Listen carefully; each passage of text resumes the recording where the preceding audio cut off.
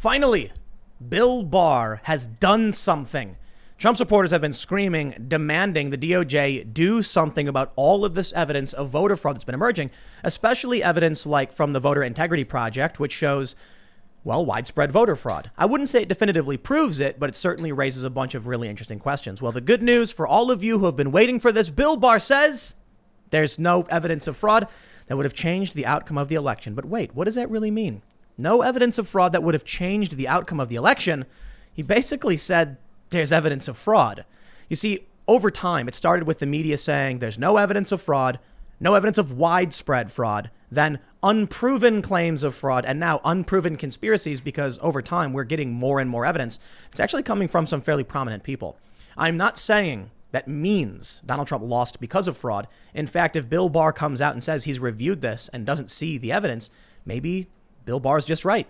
Or maybe Bill Barr is secretly working for the deep state. I don't know. But we'll read the story and we'll figure out what's going on. But we also have other news involving Bill Barr. He appointed Durham to be special counsel, meaning he's not going anywhere. We got a bunch of other stories we're going to talk about pertaining to, we got Project Veritas, putting out the CNN audio. It's really interesting. We got the story about Elliot Page and the public transition, announcing that he is now trans. We'll talk about that stuff too.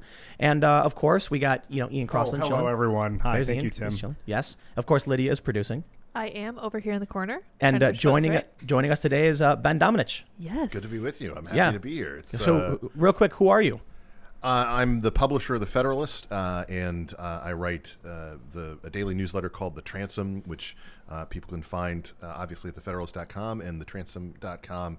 And I host primarily our podcast, The Federalist Radio Hour, though I've been a little bit off lately because we had our first kid. Yes. So, oh, wow. Congratulations. Thank you. Cool. Thank you. So, well, then, how about we talk about some news? If you haven't already, smash the subscribe button, the like button, the notification bell. We are live Monday through Friday at 8 p.m. And we're also on all podcast platforms. So subscribe if you want to catch the show later. But the first story, check this out from the AP. Disputing Trump. Barr says no widespread election fraud. But I'm not gonna waste words with their opinion. I'll give you his exact quote. Barr told the AP that U.S. attorneys and FBI agents have been working to follow up specific complaints and information they've received. But, quote, to date, we have not seen fraud on a scale that could have affected a different outcome in the election. The comments, which drew immediate criticism from Trump attorneys, were especially notable coming from Barr, who has been one of the president's most ardent allies. Before the election, he had repeatedly raised the notion that mail-in voting could be especially vulnerable to fraud during the coronavirus pandemic, as Americans feared going to polls and instead chose to vote by mail. More to Trump's liking, Barr revealed in an AP interview that in October he had appointed U.S. Attorney John Durham as a special counsel, giving the prosecutor the authority to continue to investigate the origins of the Trump-Russia probe after Biden takes over, and making it difficult to fire him. Biden hasn't said what he might do with the investigation, but his transition team didn't comment on Tuesday. So let's just start talking about what's going on with Bill Barr's statements. I don't know if you've been following a lot of the voter fraud stuff, Ben. I have, absolutely. Well, first, what are your thoughts on the whole thing? Well, I think that the big problem here is that we have a system that really is not designed to be able to quickly prove voter fraud on the scale that may have happened in this case. The DOJ is really built to make cases, to investigate situations, to bring a case eventually to court. That can take years. And I think that the real problem is that we're discovering that in a situation like this one, where they rushed all of these changes, many of which I think may turn out in eventually to be considered unconstitutional on the state level, as your guest Sean Parnell was bringing up the other day. He's the plaintiff suing for Yes, this. exactly, which I think is a very serious question. The real problem is, what if the fraud is hiding in plain sight? And I know that during the Russia hoax, you would always hear that from, Adam Schiff and people like that. Oh, the collusion's it's hiding in plain sight. It's right there. It's right in front of you.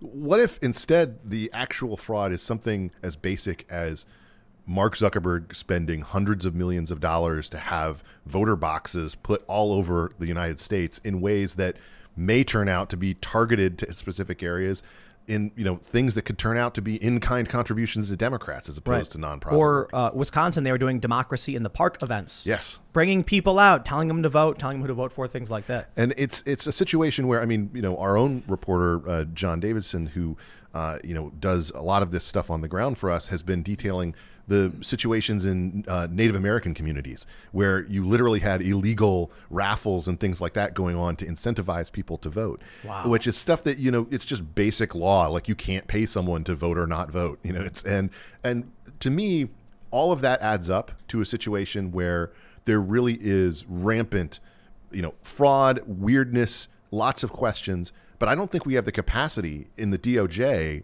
to turn something around that quickly in a way that would satisfy Americans. And that to me is that's a big unanswered question. I completely agree. And I mentioned this. One of the biggest problems we have is we get 2 weeks to do this full-scale nationwide investigation of 150 million votes. That's impossible. Yeah. But we have more and more evidence stacking up. Now, to clarify what Barr has said, he's saying no evidence of widespread fraud. In fact, I've titled this stream, No Evidence of Widespread Fraud. What he said was, to date, we have not seen fraud on a scale that could have affected a different outcome in the election. We can break that down. It could mean several things. He could be saying, as of right now, we have seen fraud. We haven't seen enough. Does it mean he's done investigating? No, it doesn't. But of course, the headline from every mainstream outlet is going to be no evidence of widespread fraud. I default in that direction as well, but it's really hard to cram a title in, on YouTube. So I do what I can. I'm basing it off the article. It could theoretically mean we've seen fraud. We haven't seen enough yet. He did say to date, right? Well, I'm thinking about James Clapper. I just keep thinking about James Clapper testifying to Congress that And lying? they did not. Yeah, we did not wittingly spy on the American people when they did wittingly spy. And under oath, perjury to Congress. And no repercussions. None. No. So it makes me think they're all capable of lying. Well, of course they are. I mean, John Brennan is someone who didn't just spy on the American people; he spied on Congress. Well, but no, go ahead. Just for Barr people who could don't be know, full of it. I don't know. Bill Barr is the Attorney General, Yeah. and then Clapper he was a former CIA, head of NSA? NSA, and Brennan is CIA. Yes. Okay. There we go. Just want to make sure, but continue. But the thing that I think we need to keep in mind here is, effectively, what Barr is saying is he can't answer that question. He doesn't actually have the capability to find that in such a short amount of time. At the same time, I think that he is really engaged here in a bit of setting expectations, which is we all know that this mail-in balloting thing was something that a lot of folks, mostly on the left, have been pushing for a long time. It's not going away. They're going to keep it in the midterms. They're going to try to keep it for the next presidential. And to me, at a certain point, the attitude of people who want to see the Trump agenda furthered, who supported him this time around, who are furious at this result, has to be, we can't let this happen again, because otherwise it will. And it's in the incentives of a lot of these politicians to make sure that it does, so that they don't have some reversal of fortune in the midterms, as they all expect they will. So this is the most important thing coming out of all of this. If maybe Trump doesn't win, right? I know the Trump supporters are saying we're going to win, we got to fight. Look, I've been saying over and over again that, in my opinion, it was always extremely likely once they called it for Biden, it's going to be Biden. But Trump should keep fighting no matter what, because we have seen historic anomalies, like the Georgia, where they found all these votes. And there's a possibility Trump could figure out a legal path to victory through legal challenges and through the Electoral College. But outside of all of that, let's say the worst case scenario for the Trump supporters is that it's done. Trump loses, Joe Biden's president. This fight that Trump has led will push us towards more secure voting, at the very least. And it could also mean no mail-in voting. The fight coming from people like Mike Kelly, I think Mike Kelly's the name, and Sean Parnell could result in more secure elections, no universal mail-in voting. And I hear from all these leftists and Democrats saying, but universal mail-in voting is so easy and so popular, even Republicans love it. And I'm like, yes, it is easy. I completely agree. And easy doesn't mean secure. In fact, the more you remove security, the easier things get. But then the more likely you're going to see fraud or impropriety. And we want secure elections. We want to be able to audit them properly. We want observers. I think at the very end of this, the worst case scenario is we're going to have grounds based on the things they find or have already found to say no to a lot of this no excuse mail-in voting and demand more secure elections and things like voter ID, for instance. I think that's a hopeful image, and I hope that is something that comes forward, because I'm concerned about the trust level that's going to exist among the American people. We've seen the total degradation of faith in every institution of American life. Basically, people trust the military and small business, and that's it, if you look at all the polls. And so at the end of the day, this is going to be one more aspect that people have a lack of trust for, given the closeness of proximity of the Electoral College and the fact that we're probably going to see something like this play out again in 2 years or 4 years and without major changes. You know what's really crazy about the whole thing, though, is that so the Pennsylvania state legislature said we don't have enough time to pass a joint resolution calling the election in dispute. They could have. That's freaky to me that we could have a whole federal election. Let's look at it this way. Let's say 2024. I can't imagine Joe Biden running for re-election. I don't see it. So maybe it's Kamala Harris now. She's going to run for president. Going from vice president to president or whatever. I'm just saying hypothetically. She's running against, I don't know, who do you think would run in 2024 for the Republican? A lot of people will, but let's just say for the argument, just because he's known and a known commodity. Kanye West. Ted Cruz. Okay. Let's just say Ted Cruz because he came in second effectively last time. All right. So we got Ted Cruz, Kamala Harris, comes down to the Electoral College. Ted Cruz is up. He's projected to win. And then a swing state with a Democratic legislature says, we're going to appoint our electors. We're going to dispute it. Yeah. Pulling his votes away or something like that.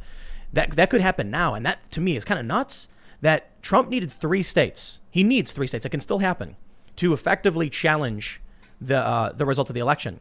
It might actually happen. Mm-hmm. I mean, we just had this hearing in, Michigan today, where this is the first time, I think, of these hearings they've done. It was actually in a state house. It was actually in an official building. They were doing this hotels before, right? So they had the first evidentiary hearing with the Republican state legislature in Pennsylvania, I think it was, right? In Gettysburg, right? And when I questioned why they're doing it in a hotel, a ton of people were saying, oh, it's Gettysburg. It's the second, Gettysburg Address or whatever. And I'm just like, I don't know. I kind of feel like they're just, placating people. Like, oh, yeah, we're going to do a hearing. It's going to be at a hotel.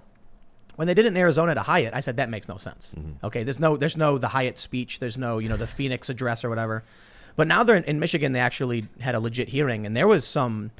I mean, the stories that are coming out of this stuff are insane. Yeah. People saying they're being harassed, chased out. They're not allowed to observe at all in all these places. Weird stories about trucks pulling up in the middle of the night, pulling out boxes of ballots and things like that, claiming we're not counting, but then they add vote counts later on. Clearly something weird's going on. And that's not even the half of it. And what I really want to say to everybody who, has been arguing with their friends about, fraud in this election, where people might be citing CNN to them saying, oh, there is no fraud.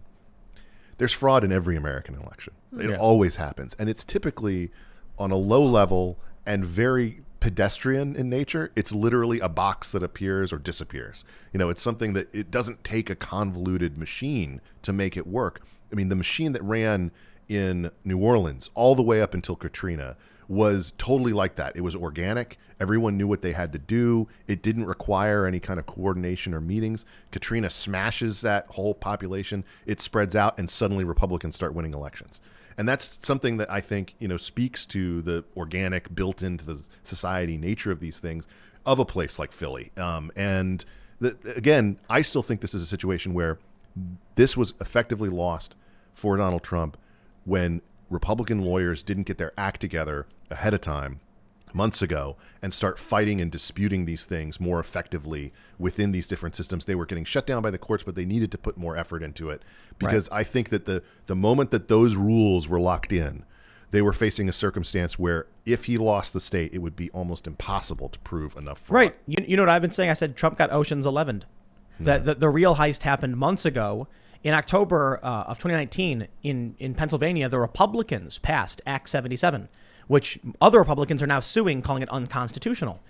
Why did they pass no excuse mail-in voting before COVID happened? Mm-hmm. They knew mail-in voting was always their path to essentially cheating the election. And the reason I say cheating is that changing the rules at the 11th hour to benefit one side because it's what you need it's cheating. Yeah. So they say COVID is the excuse. When I talk about it, people say, well, people were scared of COVID. They needed an option. No, because they were already passing these bills, in other places. And then when you talk about the anomalies, for instance, they say, and I'm kind of sidetracking here. They say the anomalies are easily explained because the Republicans stopped them from counting ballots until election night, which was not true for some states. Mm-hmm. There's just those weird anomalous spikes. But anyway, going back to the getting Ocean's 11, they pass all of these rule changes where I had been making video after video saying, this is how they're going to cheat. Mm-hmm. Republicans are going to show up on election day like they normally do, and they're going to follow the rules. And Democrats have every opportunity now to hold democracy in the park events, to do, raffles. You were mentioning illegal raffles. There's accusations of ballot harvesting now. We've got in Minnesota and in, what was the other one, Texas, where the Veritas one uncovered? Yeah, I believe. I haven't been able to follow. Veritas has been putting out so many things that I'm a little behind my Veritas consumption, I have to admit. But congrats to them. Yeah. So that we have, these videos showing people are doing ballot harvesting. We had on Jeremy from the Quartering, and he said that at his house, like, Democrats showed up and were like, have you voted? Do you have your absentee ballots? And they received them, but he never requested one. Mm-hmm. So there's a lot of weird things there, but I think one of the simple things is maybe this is fraud. Maybe they were requesting ballots for people and then showing up and telling them to vote. Or maybe they gave themselves a month plus to go around telling people, did you vote yet? Did you vote? Mm-hmm. Why don't you vote? Did you vote? We saw in one of the videos from Veritas a woman saying, she was like, hey, come out and have free drinks with me. Did you vote? Mm-hmm. And so they're like, okay, fine. They fill it out. There you go. Here, take my vote. Now give me the beer. Yeah. That kind of ballot harvesting. That was the trick, because guess what? That's a real vote. Yes. Now there is freaky stuff like Matt Brainerd for the Voter Integrity Project says, here's 20,000+ people who changed their addresses and then voted twice. Mm-hmm. That's like, okay, we kind of got evidence of widespread fraud going on. Maybe it wasn't enough to change the results, or maybe, Bill Barr looked at it and then said, this is not legit. Mm-hmm. I don't know. Yeah, I think that's impossible to know, and I think we'll be poring over this for a long time. But I do think that we're now in territory where one side definitely thinks that they got jobbed, and the other side definitely thinks that they won, but they have this sour taste in their mouth because of how unwilling the other side is to accept it, and because of the performance of Republicans generally. So that sets up a very strife-filled political scenario where Joe Biden is absolutely not going to unify anybody. No, it's going to be, Joe Biden is the worst possible thing to have happened to this country, especially right now. But I'll tell you, first and foremost, I'm sorry if I can't believe Joe Biden won fair and square. You know why? Trump wins, the Republicans win down ballot. They reclaim many House seats. They lost none. They gained many. They didn't take the majority. They defended the Senate. They won every state house race. So it looked like Trump was on the ticket. Then Joe Biden, who didn't campaign. I mean, he literally campaigned, but you know what I mean. Like, Come on. He's in the basement at the time. He's calling lids every day. He was not having big events or any rallies. Somehow beat Barack Obama's 2008 ground-shattering, 69 million votes. Joe Biden didn't campaign and beat Trump. The argument I hear is people hate Trump that much that they voted against him. I don't think so. Biden also, they also outspent him and out-manipulated him in ways that we can't leave out of this. The in-kind donation from big tech absolutely. is absolutely, I don't even know how you could estimate it. The amount of money that they spent, obviously they spent almost twice as much money just from the campaign organizations, et cetera. Yeah. And so I think this is a situation where money did talk this time around, and also the warping influence that we've had on narrative from an entire corporate Democrat media establishment designed to take down Trump, focused on, telling the entire country that he's this racist, horrible person who has to be destroyed for the sake of humanity for year upon year upon year. And they end up with a situation where, he wins more votes than Barack Obama actually did, and wins, more votes than any Republican. And it's this situation. I know. It's kind of amazing. I know too many Democrats who switched parties. Coming out of Chicago, there are people I've known my whole life who have always been Democrat kind of passively, now hardcore Trump supporters. And so I see things like that. That's obviously anecdotal. Doesn't mean, that's my personal friend and family bubble. But I look at the New York Times reporting. I look at Moody's Analytics, all of these things indicating a Trump victory, nothing indicating a Trump defeat. Albeit when COVID hit, it shifted a lot of the economic forecasts. But it's still crazy to see all the polls were wrong, off by like 7%, 4 to 7%. Well, no, I want to stop you there, because I think we keep saying the polls were wrong. Pollsters lied? Some polls were wrong. Some polls were propaganda. Right. Okay, we have to keep in mind, media polls are frequently, they are propaganda, or they are intended to be the basis for a story, a narrative.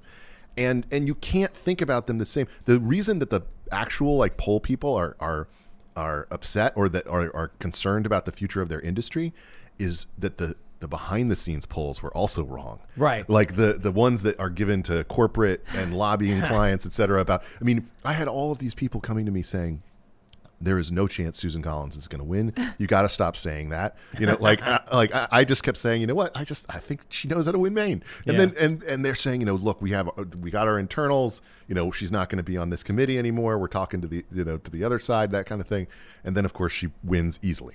So it is a fact that polls are propaganda. And I know immediately there's going to be mainstream journalists, there's going to be leftists being like, conspiracy theories. No, hold on. There are many polls that are legit. There are many polls that are overt propaganda, and they function as such. Ian, let me ask you a question. Okay. Would you be in favor of taking some tax money and using that to invest in new technologies that could improve American energy independence? Wow, that's a vague question, Tim. I thought that was very specific. Would you be in favor of allocating some of the U.S. How much is some, first off? It's just your opinion. Some. It could be anything. I'm just asking you if you think. I'm not going to drag you here. Yeah, I would. It sounds great, doesn't it? Sounds awesome. Okay, let me mark you down for favors Green New Deal. Okay. Now let me ask you a question. Would you be in favor of a policy that dramatically overhauls the entire medical industry and bans private insurance? No. Opposes Green New Deal. Yeah. You see, you can ask questions, and what they'll do then is they'll say, they'll show a thing saying support. It'll say Green New Deal, support, oppose. And they won't tell you what they're asking. Those are the propaganda polls. There are polls that will show you the methodology. They'll show you the questions they ask. And that's what you have to do when you go in and try and figure out what they're really talking about. Well, the biggest thing that has been plaguing the polling industry, and I don't want to get so off tangent on Barr, but someone who you should actually have on the program, Emily Eakins, who's the head of polling at the Cato Institute and previously at the Reason Foundation, has done phenomenal research over the past several years about the difficulty. She was the one who was the source of that poll that so many people cite about the unwillingness of people to share their true views. Right. And kind of seeking out the shy Trump voter or the shy conservative voter in lots of different respects. And it's very difficult to do it. You almost have to, one of the polls, not from something she commissioned, but one that I saw from this cycle behind the scenes, had this hilarious question in it. I think I can share it now that it's well in the past, but it was, do you know someone who you believe supports President Trump, but would be unwilling to say that publicly for fear of the reaction? Okay, and so they have this percentage that's like, this is how many, it's a huge number, say. And then the follow-up question to those who said yes is, does that previous question describe you? And a lot of them say yes. Like, it's a huge portion of them say it's because they've been prepped for it. Because otherwise, it's like some strange person calls me and they ask me whether I support this guy everybody says is racist. I'm not going to say yes. But also because the way the question is framed, it could have repercussions on them. Yes. So it's basically, it sounds like they're coming at you as someone who's sympathetic to that, having an impact on you. But yeah, what I was saying, I love it. They put out this clip of me saying 49 state landslide over and over again because I was, for one, saying here's the hypotheticals. Like, for instance, there's a lot of videos where I'd say something like, look, if Trump pardoned all nonviolent drug offenders and issued an executive order legalizing pot at the federal level, 49 state landslide.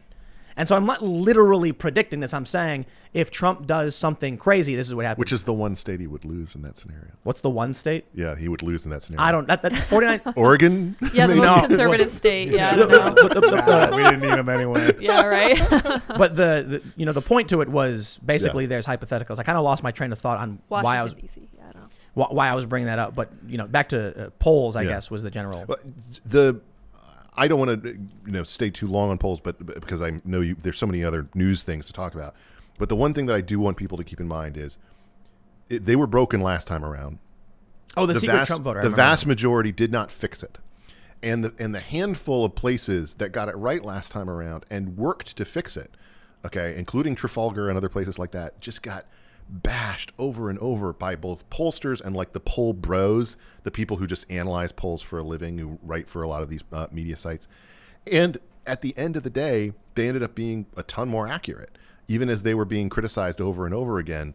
And one of the big aspects of this that I think kept getting cited by these poll bros was, well, you're not looking at the granular, precinct level data the way that we are. Like we have the true cross, here, and you don't really know what is in it. And that was where they had some of the biggest misses. It's why they got so many of these House races wrong. The Cook report, for instance, not to single them out because so many people were wrong, but Dave Wasserman there literally had a tweet up where he said, I wish that I could erase everything that I've written in 2020 about the outcome in the House and revert to what I said in December 2019 or whatever when I said Republicans would pick up 5. So I now remember my train of thought. It was that the one thing I predicted pretty much spot on as many did was the polls would be wrong.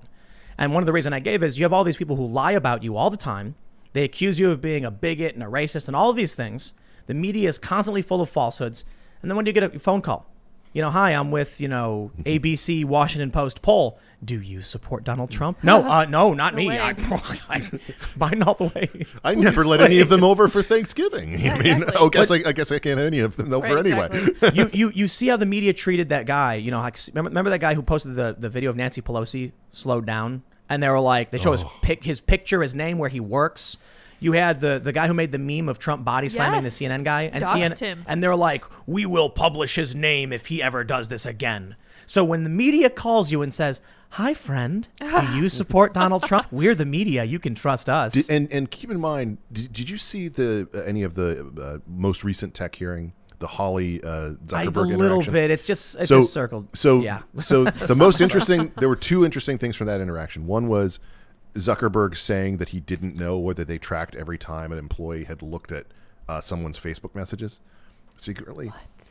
He said that. And secondly, the admission that they actually have a program that Zuckerberg sort of initially said he didn't recognize the name, but then it became clear that he kind of knew what Holly was talking about, that they have their own internal program that is designed to share information across big tech about the activities of people on other platforms in order to inform their way that Facebook treats them. In other words, that like tracking someone's YouTube comments, right, and then using them. In other words, you think you're working separately and that you're communicating separately, but if everything is just going into a dump of this person needs to be downgraded, silenced.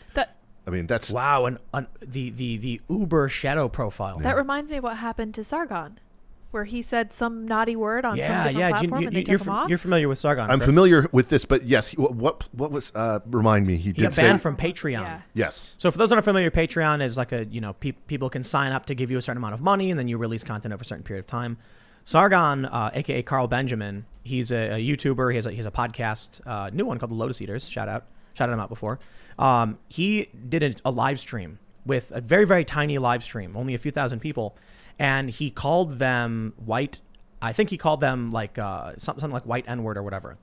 And he was making a point that the things you do to describe other people is how you actually are, so you're describing yourself. It was an obscure 2-hour stream right in the middle where he said this, and Patreon found it. Apparently someone submitted it to Patreon and said, look at this, and then went, okay, nuked his account. All of his income, well, not all of his, but his income from Patreon just gone.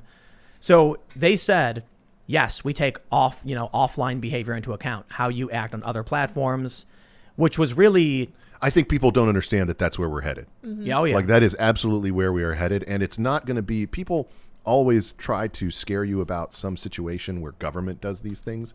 It's not that. It's not going to be that. It's corporate America. It's the people You who sound like a liberal leftist. Well, it seems how they used to sound. Well, how they used to sound, exactly. Yeah. Look, this is a very real thing that is a transition that is happening, and that I would say more the Kamala Harris wing of the Democratic Party wants, which is to say, we are going to use corporate America to weaponize or to administrate our woke program, even as we put it out through taxpayer funds in the public schools, et cetera.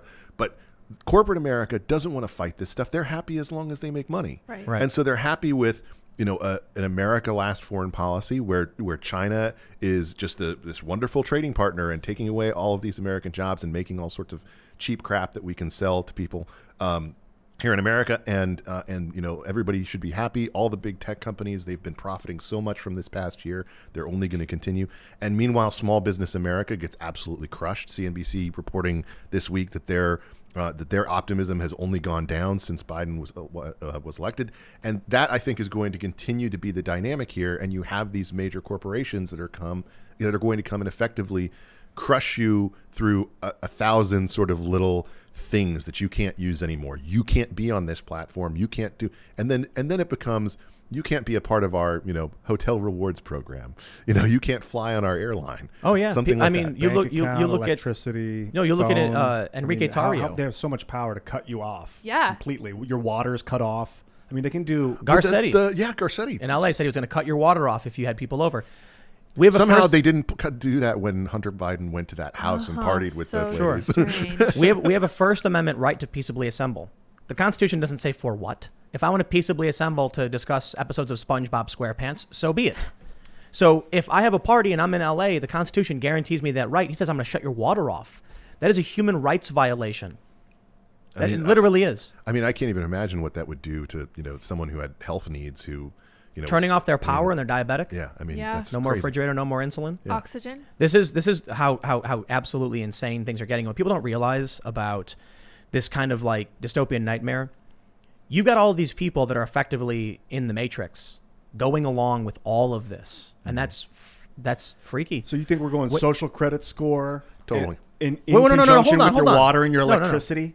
Joe Biden, as part of his pact with Bernie Sanders, has a plan for a public credit scoring agency based off of your privilege criteria, something like that. What does that mean? It means that if you're a straight white male, you get a negative score. Are you kidding me?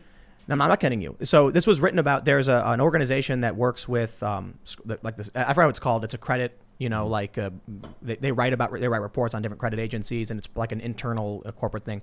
I did a segment on this. They said we don't know how Biden would even implement this because it's a violation of the law. It's a violation of civil rights law to create a public scoring agency that gives you credit based on your privilege criteria or something like that. So this, but they've talked about it. This kind of reminds me of. But hold on. Yeah, so when you see something like that. And then you look at what they tried in California with Prop 16, repeal Prop 209, which was their civil rights provision in the Constitution. It failed. It starts in California.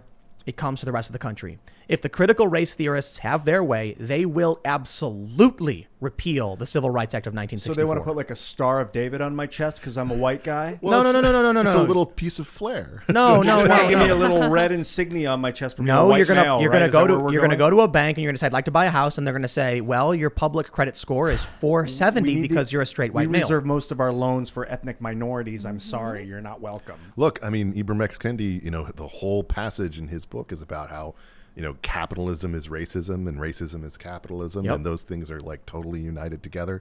And so to me, this is a situation where this new administration wants to buy off the woke progressives with these various aspects of policy, even as they refuse to do anything that people who actually care about class divides in America and about the economy that's moved, really up into the last couple of years in a really negative direction in this sense, not addressing any of those things, just pretending that it doesn't exist and trying to satisfy it with diversity quotas and the like. Let's how about we go for the dangerous conversation, the one that's going to get us banned. Do it. That's what I Try and be do. as careful as possible.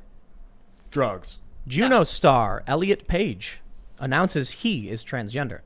So this is something that came out earlier. Look, I'm fairly libertarian, so if somebody is trans or whatever and they want to be called whatever, I have absolutely no problem, and more power to them. They can live their life, be happy, and do all that stuff. But when you're talking about the Democrats and going after this woke, giving them the woke things they want, talking about social media censorship and stuff like this, we're in dangerous territory talking about these issues. I'll come right out and say it. There was a website dedicated to stories about detransitioning from people who came out as trans. It's all part of the woke, critical gender theory stuff. And there are people who are telling their stories saying they were pressured into life-altering surgeries or taking medications. And all of these posts get banned from Reddit. These forums where people are talking about it are banned from Reddit. Conversations like the one we're having now, like I said, it's dangerous because they could ban me for it. And that's crazy because if the internet if these big tech companies only allow conversation it's good, it's always good no matter what, then all anyone will ever hear is how good it is. And they won't hear that, look, in life, sometimes things aren't good. Mm-hmm. And I'm not saying what, Elliot Page is doing is good or bad. I'm just saying you need to have a balanced and healthy view analyzing all of these, different subjects and what people are saying in one way or another. But when we start to have the mass censorship on social media, conversations that can't happen, can't talk about COVID in a certain way, they'll ban you in 2 seconds. Can't talk about masks, can't report on studies about masks, they'll ban you. Then what ends up happening is you develop a society that has a skewed and warped view on many different subjects. Mm-hmm. So now we're ending up with, and I'm not trying to direct any ire or anything towards Elliot Page. For those aren't familiar, I might get banned for this because it's called dead naming, but Elliot Page, formerly Ellen Page. Yeah. No joke. It's like that difficult to talk about this stuff without, because YouTube will come down and they'll nuke you immediately. I had a personal interaction, actually multiple personal interactions with Mr. Page on several occasions because we were for a while neighbors. Really? Lived very close to each other. Interesting. And at times, in fact, I think twice, I conversed with and bought drinks for Mr. Page without even knowing it. So I think that now I should be at least earn allyship for that, because I had no idea how progressive I was being in the moment. But in retrospect, I was being very, very friendly, reaching out. We actually talked about Mike Pence Really? at the time. Yes. Interesting. But wonderful, wonderful actor. And I'm sure that, there are a lot of trans roles now that, people say trans people should be the only people who are allowed to play them. Yes. Obviously, that's something that Scarlett Johansson ran into a couple of years ago. Had to drop a role and cancel the entire movie. Yeah. So definitely going to be, I think, some productive opportunities for Mr. Page. I think Elliot is an amazing human, regardless of sex or gender or whatever. And I think that it's important that we can talk about sex and gender and like he and she and him and them and they and all that crap. Like it, like normal. Like we have to talk about that. You have to be able to have conversations about this stuff. Yeah. Well, but that's impossible in a situation where government comes in or corporate America comes in and basically says you have to be walking on eggshells because you might use the wrong pronoun. Yep. And especially when you have this fiction, this idea that the internet has embraced, that suddenly as soon as someone makes that change in their life, there's a refusal of any kind of admission that this change happened. And to me, it's not like, I don't know. I just think that this is a situation where you have to be able to talk about it openly without fear of repercussions, as you see in places like Canada. Well, so there's a big part of the story which I think we can get. Yes, we have, is that in the UK there's a ruling that essentially says under 16s can't get puberty blockers. So you need to have these conversations, because it's not like I think leftists don't realize this. Maybe because they're too young, but think about pot legalization, which is happening across the country. The only reason it's happening is because people were smoking it illegally and they knew they liked it. And the conversation started happening around legalizing it, which means a bunch of criminals were getting together, committing crimes, and decided, hey, it shouldn't be a crime anymore. And then a bunch of states were like, that's actually a good point. We shouldn't be. If everybody said, you can't do it, you'll go to jail, you'll be banned, your life will be ruined, we would never have it.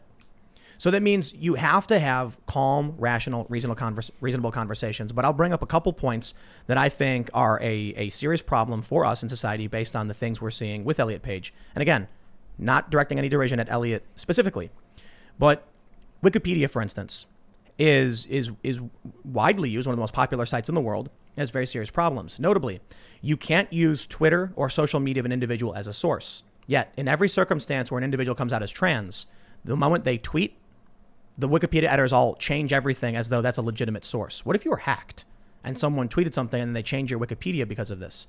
It also creates a very strange circumstance. Somebody tweeted something where it said, in reference to Elliot Page, in 2008, he was named the 93rd sexiest woman alive. So it's, and I'm not saying, again, I'm trying to be careful. I'm not trying to be mean or disrespectful.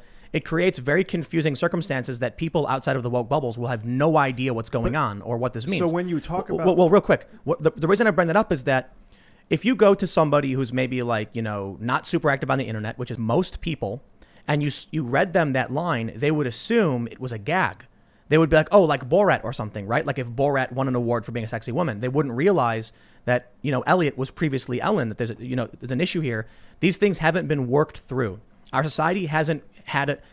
I'll put it this way. These things have seemingly just blinked into existence to the average person. Yeah. We don't know what this means. We don't know how to interact, but they're banning us. They're coming for our jobs. They're threatening our careers because of it. I would think like if you talked about the past of someone that transitioned, that you would use the old pronoun if you're talking about that time when they used to be the old pronouns. People can change their names all the time, and it doesn't confuse people. Oh, I guess it's kind of like changing your name. But I just think that people living in this fictional world just makes for all the demands I think that it places on people who are not very online. And right. I mean, imagine someone who tomorrow, picks up Juno and says some compliment about Paige's performance, and then gets accused of dead naming right. and not right. respecting, etc. But this will happen. Yeah.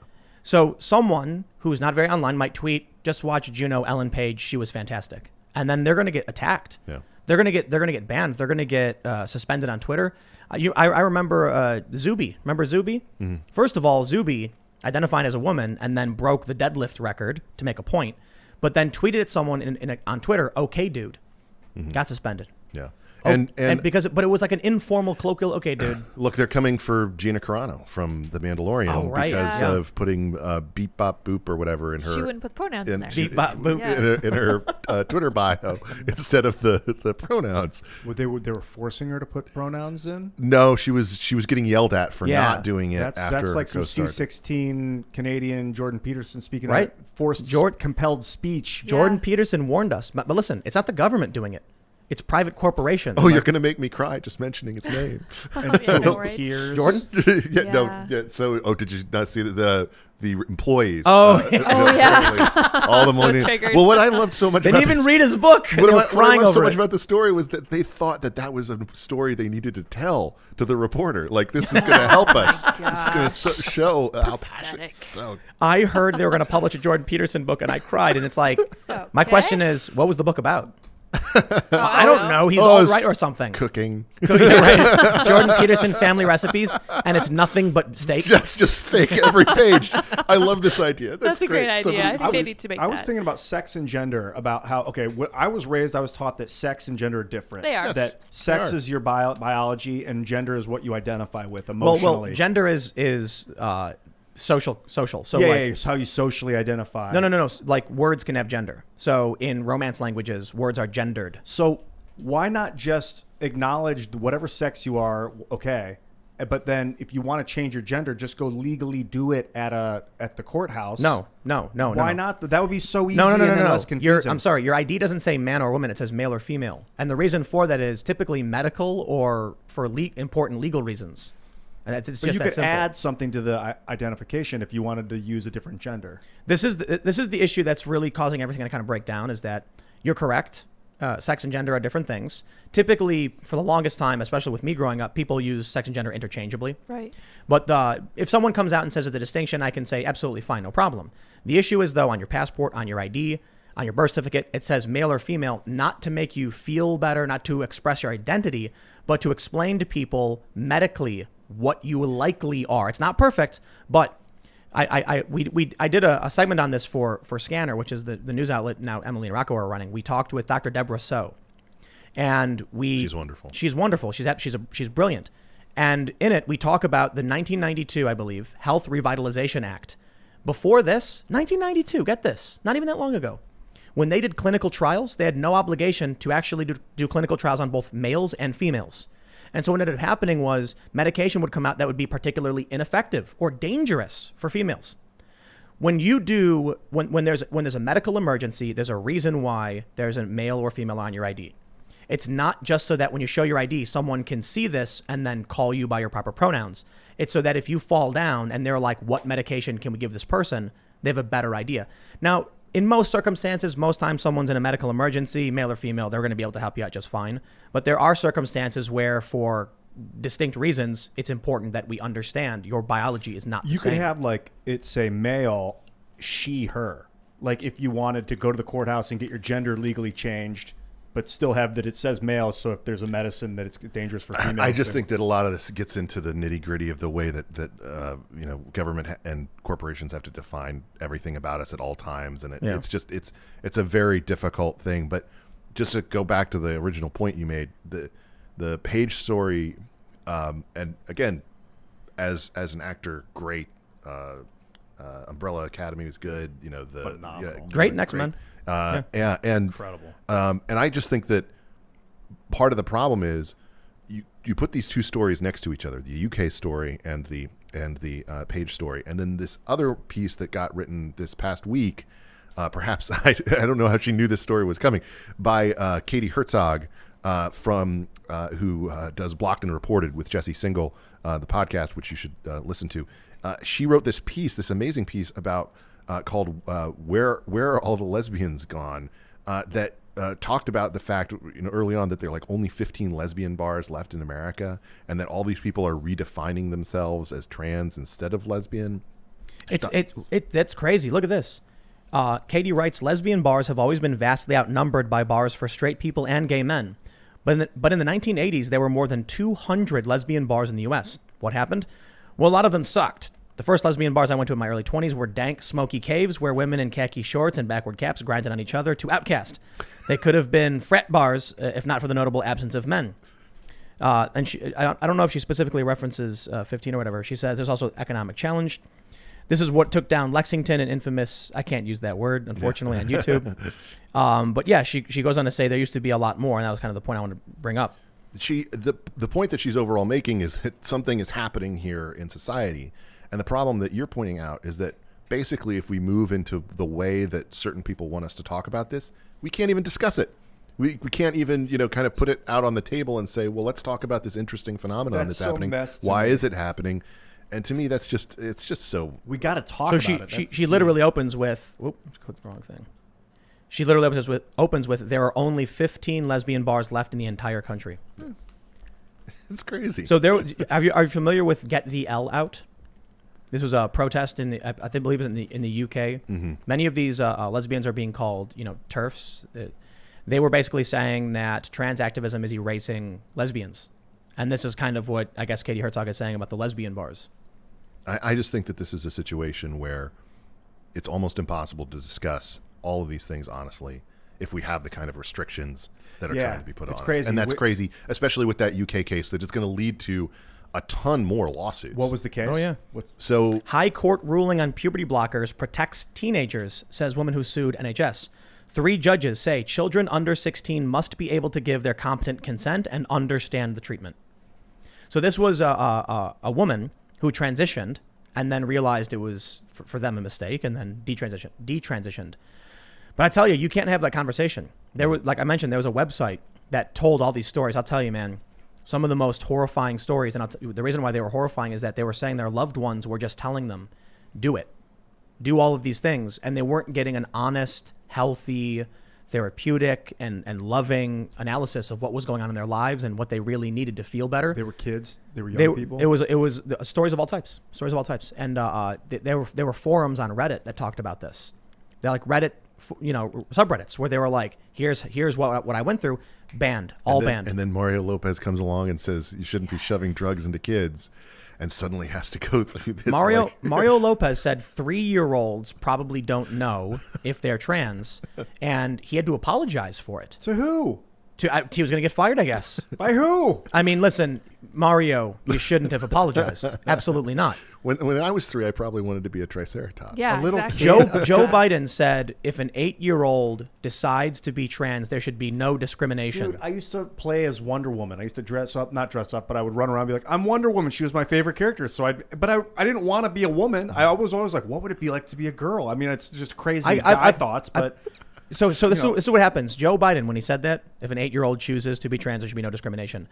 That is the kind of, I believe that's irresponsible. I believe the correct answer should be the issues of private family matters for minors is the responsibility of their parents and their doctors. Mm-hmm. And that's it. Yeah. That's he shouldn't be telling or encouraging or saying, no, listen.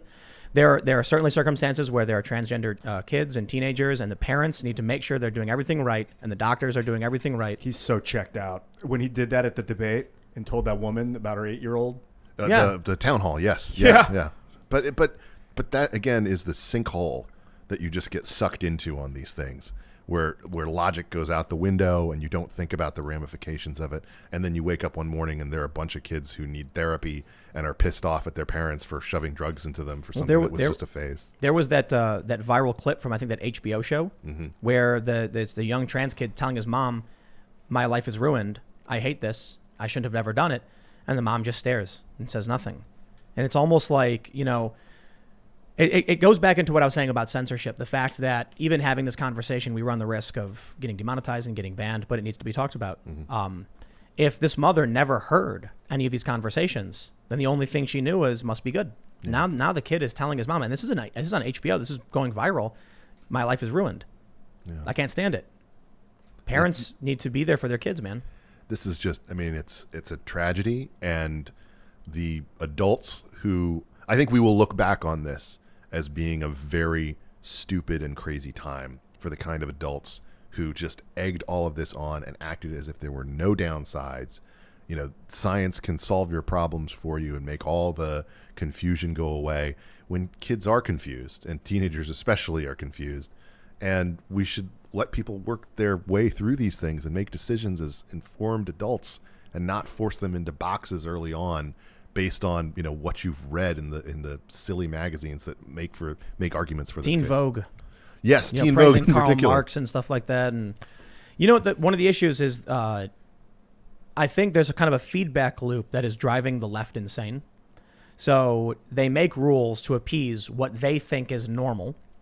Then those rules create an environment where you can only talk about what they think is normal, which then slowly starts spinning and moving further and further left. So you end up with the CEO of Twitter saying, here's our rules, and the rules are applicable or understood only by 8% of the population, the ultra progressives. Regular people are being banned left and right, creating an echo chamber of all this far left nonsense, which then results in people growing up, getting jobs at Twitter, and then believing the insane nonsense, and then enacting rules of what they think is normal, and it's an endless cycle. And that's why the future of the left depends on the line that runs through AOC's heart. Because she, as someone who is a legitimate economic progressive and a populist, I believe, on those points, has shunted those issues to the side in order to accept and embrace this woke ridiculousness. And, you know, a byproduct of that, she and the rest of the squad pushing Bernie into that box, which he had never occupied before historically. He had, you know, talked about, you know, race as being used by, you know, corporations to divide us in ways where we should be united based on class interests and economic interests. Until 2016. Yes. And then he went woke. And then we have a situation where, you know, the left now, are you just going to be satisfied with a situation where Facebook is policing this stuff and YouTube is banning Tim Pool, and, you know, you have big tech doing all these different things, carrying out your woke agenda? Meanwhile, you know, the very class people you've always said you were fighting for against the Amazons of the world are getting absolutely crushed. I mean, that's a scary future, man. It's a funny thing when the left is in favor of massive private corporations, unconstrained power to silence and disrupt the lives of the working class. Do you think it's because they've just given up on the process of how a democratic republic works through and solves these problems electorally? I think they want power. I think power. you got a lot of bullies who want power and have found a path. They found a pitchfork and a torch, and they've gone with it. And I think it's funny that, you know, for most of my life, I was pretty much on the left. Now that we're coming into the situation where Trump is evil and he's the next coming of Hitler and all this other nonsense, an honest take on that, and they say you're right wing. I think, or it's everything's just so absolutely binary. Like right now, there's articles talking about people who are supporting conspiracy theories, specifically if you believe there was fraud in the election. And so if you are honest about the news, you're right wing. That's where we're at right now. And so I took that famous line and I said, reality has a right wing bias. At least it does today. What was it, Colbert, who said reality has a left wing bias, 15 or so years ago? Maybe it did back then, but today, when I pull up, CNN and they just say no evidence of fraud at all, and then I literally have a sworn affidavit, 6 of them, all dropped at one time. Well, witness testimony under oath is evidence.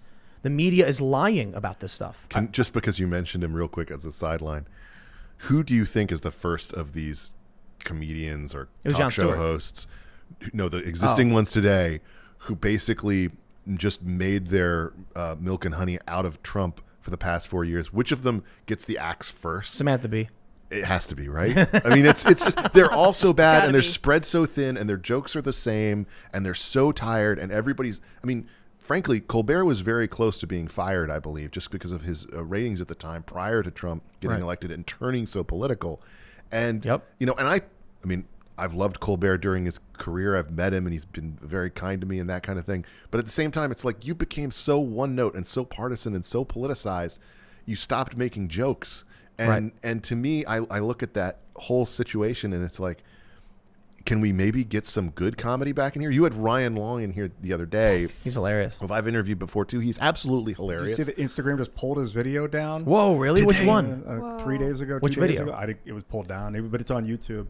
No He was way. like, guess you got to go to YouTube to see my new video that Instagram pulled down. Oh my gosh! But Yeah. he's a good example He's of real. like. There's so many comedians who, and many of them are leftists, but comedy itself is anti-woke in all of its respects. I mean, it's designed to cut people down. It's designed to, make these points.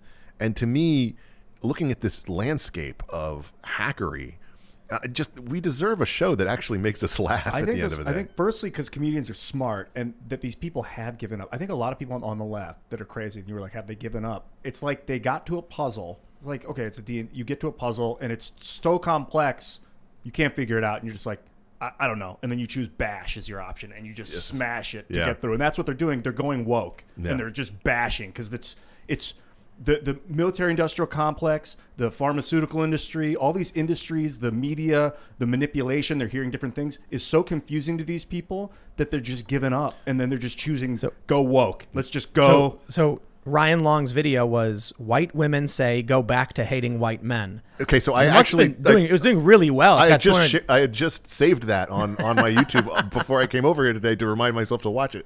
But that's crazy. They pull something like that. That sounds hilarious. It's obvious jokes, but you know what they allow? I'm not even gonna get into it. They allow bodily fluids and certain things. What they choose to allow and not allow is really weird. Like honestly, in my opinion, the nipple thing is kind of funny. It's kind of amusing. Women who take they're like vinyl stickers of male nipples over their nipples, and that's approved by Instagram. What? Because the rules are like this weird system where it's like male nipples are okay, female aren't. What the heck? Right. It's weird, isn't it? It's like I just gotta allow the nipple, man. I guess you have to allow it.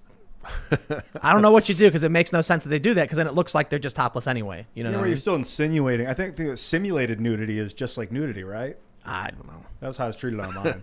I think the rules are all really weird. Yes, but again, stupid rules. We're surrounded by stupid rules, and sometimes they have the force of government behind them. But we're increasingly surrounded by stupid rules from places that really ought to be more in the business of just like we're a place where you can charge for your newsletter. All right.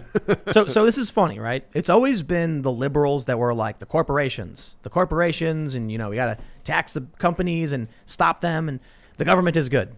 Then for a long time, it was always the conservatives saying, no, the free market is okay. The corporations are not evil. And the government, I'm speaking generally, of course. Yeah. Now it's the Democrats saying, but private business. It's like you sound like the Koch brothers. And they all think you're stupid.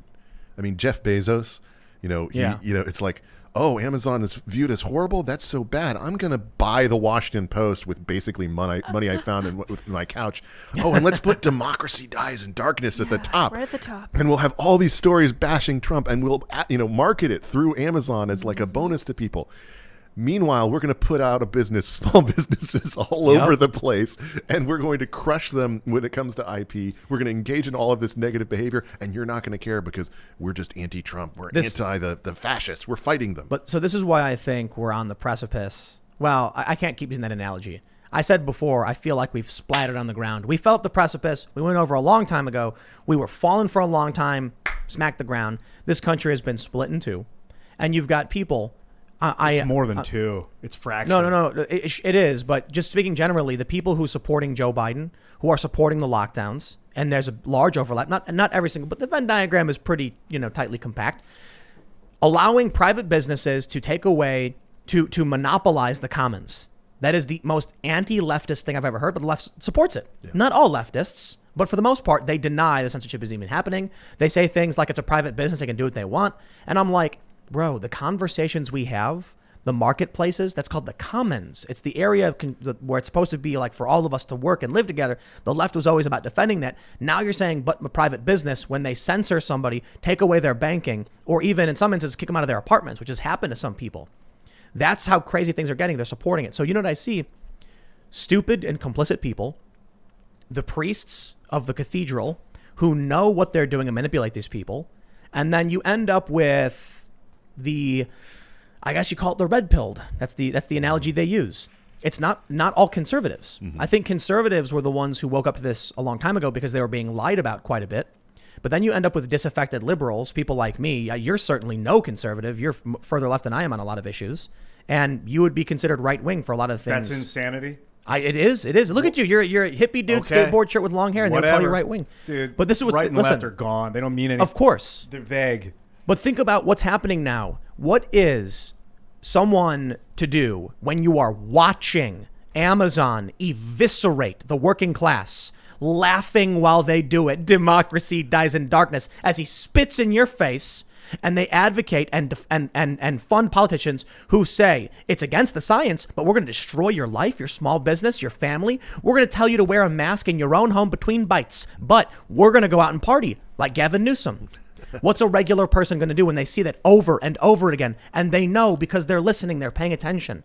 People are going to explode, man. I was on Fox News earlier today in the noon hour, and they were talking about Neera Tanden, the appointee or the expected appointee to head the OMB, Office of Management and Budget, underneath Joe Biden. And Neera is obviously somebody who you know about and is Russiagate. Very controversial when it comes to both her association with Hillary Clinton, her activities running the Center for American Progress, her general trollishness toward people online. And as the Democrat who was on the show, Leslie Marshall, was defending her, she said, she's backed by, is qualified by such a diverse, coalition of people, including Hillary Clinton and Bill Kristol. Huh. And I literally said, you can find this clip. I started going, ha, ha, ha, like into my microphone. Just for people who don't know, who's Bill Kristol? the former head of the now defunct Weekly Standard, but also someone who, is also a major neoconservative figure, has argued for wars all around the world. And very similar to Hillary. To me, it's but I said, look, the fact that you think that these two people coming together to back Neera Tanden is a mark in her favor, tells us a lot about where this administration is going, which is here's what I honestly think.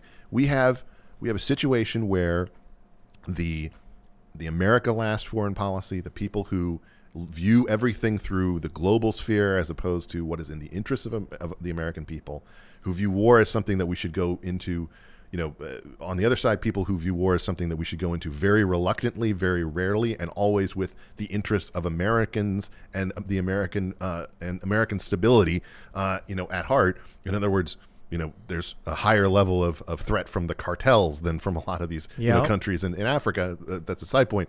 But the point being, I think that's now moved into this center-left globalist coalition that Biden wants to form, and that the Kamala Harris folks want to form in his stead, which is, we're going to be good to big tech, we're going to be good to big Wall Street, we're going to do everything that they want in terms of globalism and get back into the Paris Climate Accords, which China likes more than us, get back into the Iran deal, get back into all these other things that other places want that don't look out for American interests. And they really think that they can hold that together with the glue of progressive wokeism. There's a reporter for The Atlantic who blocked me recently because I quote tweeted him in a critical of the media in general. But we're seeing something quite a bit where they're saying, there's this meme going around where the journalists say, if the past 4 years of Trump was like drowning in a vat of Tabasco sauce, then the next 4 years of Biden will be like sipping unflavored almond milk. And everyone laughs like, haha, Joe Biden's going to be so boring, right? So Joe Biden hurts his ankle, okay? And this reporter for The Atlantic posts an image saying Joe Biden playing with dog hurts ankle. And he says, an image of how boring the next several years are going to be. And then he does this joke where it's like 2019, Donald Trump extra legally calls for an investigation of Saturday Night Live because they made a critical, sketch about him. 2021, Joe Biden plays with a dog, something like that. So my response was 2011. Barack Obama orders drone strike on civilian cafe in country we're not at war with, killing a 16-year-old American citizen, and his response to the public is, oopsie. 2020. Joe Biden's transition team is looking a lot like Barack Obama's team, so we're going to get Obama 2.0. Point being, Journalists are basically telling us they're not going to do their jobs. Totally. They're already saying, it's so funny playing with a dog. Meanwhile, it's like, okay, should we count down the days until he blows up some kids? I mean, it's I'll take bets. It's definitely a situation where you're going to have them using, oh, there's a rescue pet. Oh, look at the funny socks. Oh, Tony Blinken, he plays the guitar. That's the thing that we're going to talk about the next Secretary of State.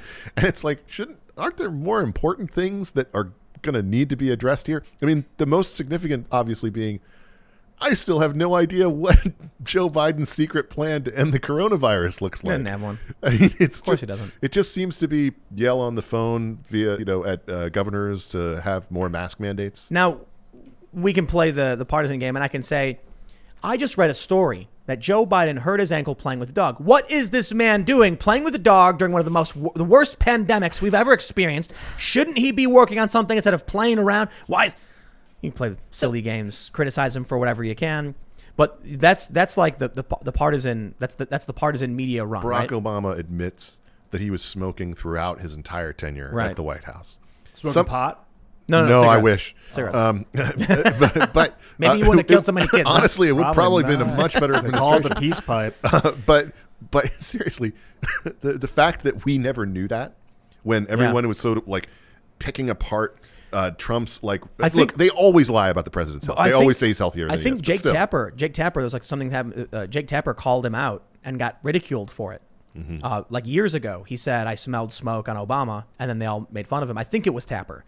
And now he's like, I do recall this, yes. Yeah. But it's like that's what they're going to do again. They're going to totally, because it's fine. A tan suit? Oh, that was the only scandal. That was the right, wasn't it? That was criticizing him. So the tan suit thing is a total fake news fiction. It's like a handful of people made fun of the tan suit. Yep. And then everybody has now put like the tan suit was this huge scandal on the right. And it's like it was literally a handful of people making jokes. I remember, interestingly, we have Luke Rudkowski is hanging out. He was at, I think it was like it was a debate or something, a DNC convention. And he asked a couple Democrats about the extrajudicial assassination by Barack Obama of a 16-year-old American citizen whose name was Abdul Rahman al-Awlaki. And it was, I can't remember the guy's name, Charlie Gibbs, was that his name? He said, well, he should have had a better father. So the questions that arose from seriously. That is a hot take. Yeah. 16-year-old American from Denver, Colorado, lived in San Diego, was visiting his grandparents in Yemen. Barack Obama ordered a drone strike in Yemen. We're not at war with Yemen. Blowing up a civilian restaurant. We don't target civilians. Killing a 16-year-old American citizen. What the? Don't target kids. And his Talk about dad scandals. was somebody that Obama wanted dead, right? Yeah, he was suspected of being like a high profile jihadist. So the theory is they killed the guy's son? Well, the anti-war activists think that Barack Obama was basically telling the world, if you F with us, I will kill your kids. And he's willing to blow up civilians to do it. It's so funny how, though, the media complex pretended that Trump's approach to foreign policy was going to be something that dragged him down, that was this negative around him with the American people, when it is so much more historically in sync with what Americans tend to want, which is they are not peaceniks. Okay, they go through periods of after heavy wars of being sort of looking like peaceniks, but in reality they tend to be, as Walter Russell Mead has written, consistently Jacksonian, which is that if you leave us alone and you don't screw with us, then we don't want to go over there and screw with you and have it come back and have it be complicated and that kind of thing. We just want you to leave us alone. But if you screw with us, we're going to come over and we're just going to and we're armed, beat the crap out of you for and then some and more. And that's what they like. But then they don't like to stay around and exist in these nation building ways. Right. And in fact, George W. Bush made that same argument when he was running for president in 2000. He said, we don't want to be in the nation building business anymore. That type of thing. Wow, exactly. That's how it worked out for him. Go back. You can go back and find that clip. Well, but I think that's another indication where there is that is the undercurrent, because it's actually pretty consistent with, frankly, a lot of people who come from military families want. It's the fact that they don't want their kid to be sent over to some small war. They understand the purpose of defending America. They're patriots. They want the country to be defended. They don't want to, get rid of the military or shut that all down. At the same time, they don't want to hear about their kid dying in Africa, as we saw a little more than a year ago, and have senators come on the camera and say, I didn't even know that we were in this part of Africa. Wow. And that's what happened. And it's like, that should disgust us. We should never have a situation where that happens. This is the first time I've heard of that. We had a lefty on the show, and he was like 26. We were talking about Joe Biden's, as vice president in these scandals, and he was like, I think I was 15 or 16 when that happened. And So I'm like, so a lot of these totally.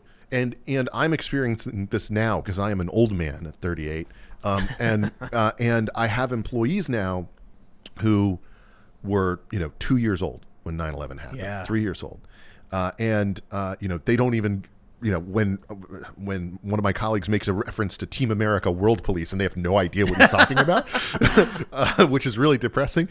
It's like, what is this puppet sex movie that you're talking about? Anyway. Get familiar. The only way I would sleep with you is if you promised me you would never die. I will never die.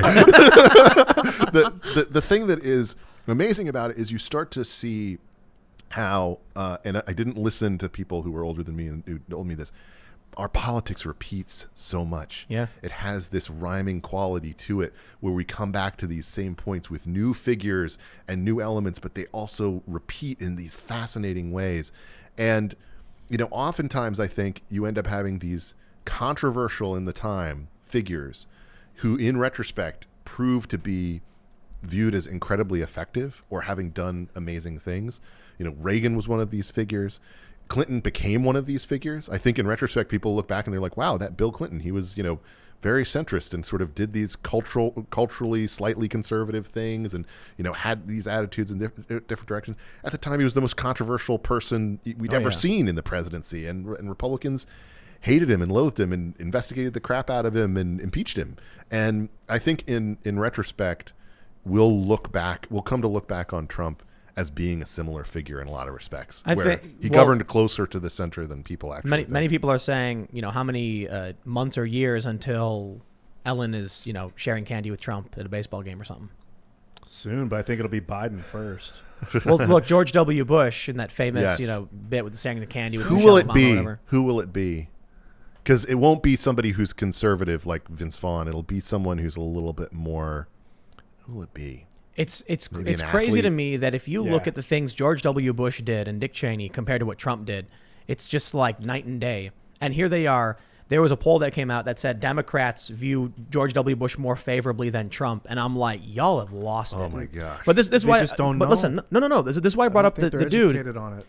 Yes, but when you have people who are, you got 20-year-olds who voted, 20-year-olds who are activists online right now, marching down the street, Right, they waving were banners. 6 when we got into Iraq. Yeah, and they were young, 10. 5 or They were younger than that.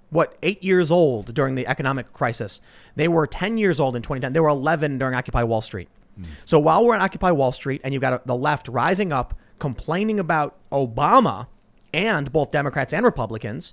And we got all of these years. Look, the emergence of Black Lives Matter and all this stuff happened under Obama. The National Guard being deployed, all of it's under Obama. We had these riots. We had, Libya, Syria, all of these conflicts. You have stories about drone strikes. They called him Obomber, like bombing people. They called him the deporter in chief. Here we are. We get Trump. Not good in the first few years in foreign policy, improving very much so in the last 2 years. Firing Bolton, especially, I bring it up all the time. It was a great move. Shouldn't have hired him in the first place. Yep. And then I'm talking to these people who are now in their 20s, and they're like, I was 10 when all that was happening. And I'm like, so you come into my house. We've been fighting this fight against these insane people. Hillary Clinton was told a no-fly zone over Syria would mean World War III, war with Russia, and she was like, basically, so what? So you know what you just touched on there is one of the great ironies of Trump's presidency, which is that to the degree that it was a failure, it is because he failed to do the very thing he was most famous for before coming into the presidency, which is fire people. Oh, Yes. If he had fired Seriously. James Comey on day one, oh yeah. you don't have all of that.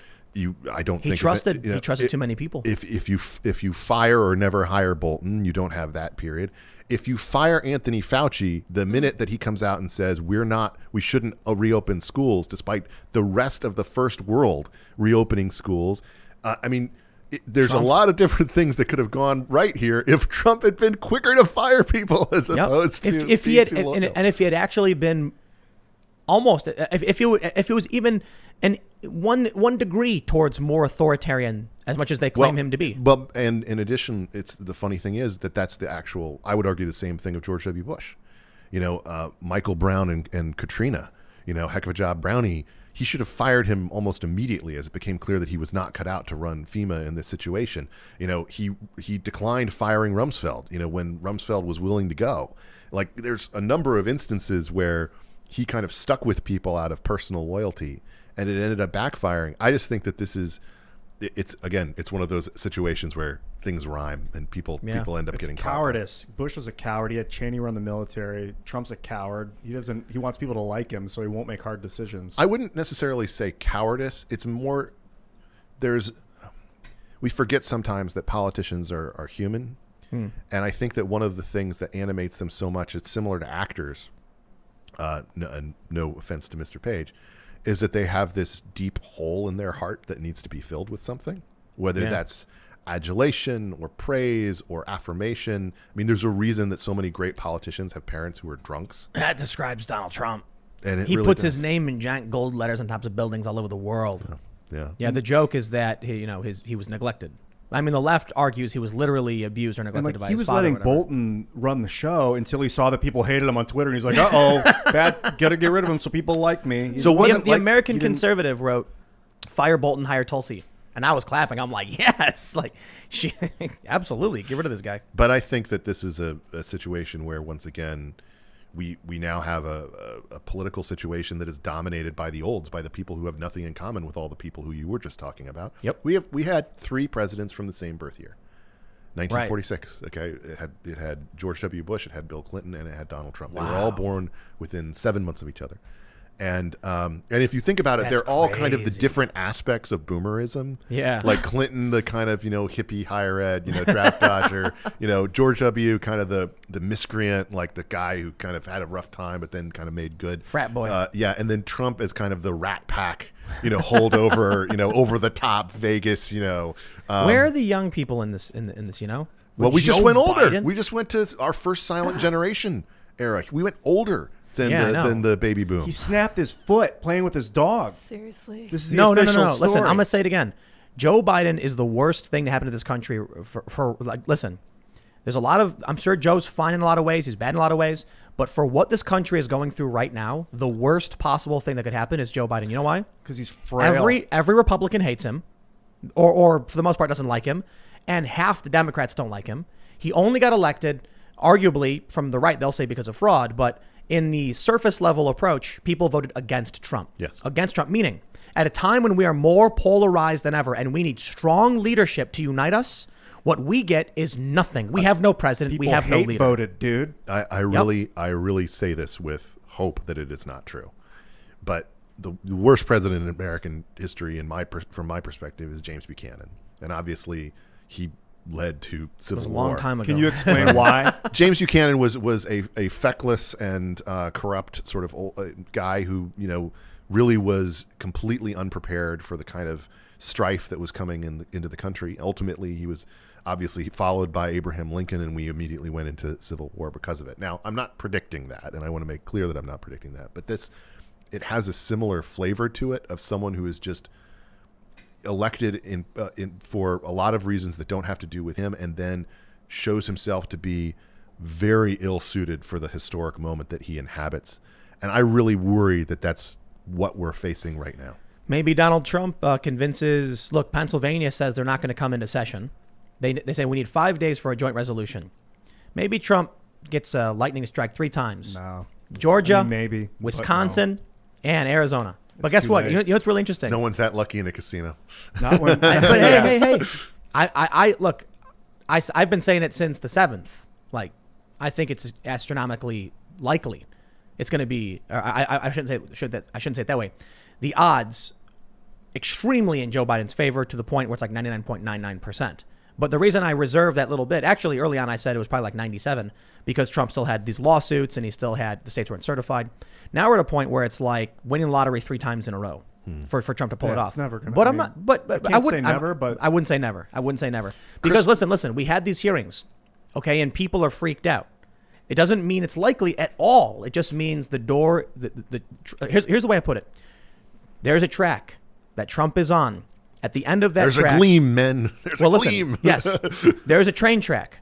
Trump's train is on it, and it is headed towards a door that means re-election. But in between are loop-de-loops, jumps, boulders, trees falling over, and it's like, I don't see it making there. Maybe. Extremely unlikely. Have you looked back at the election of 1876?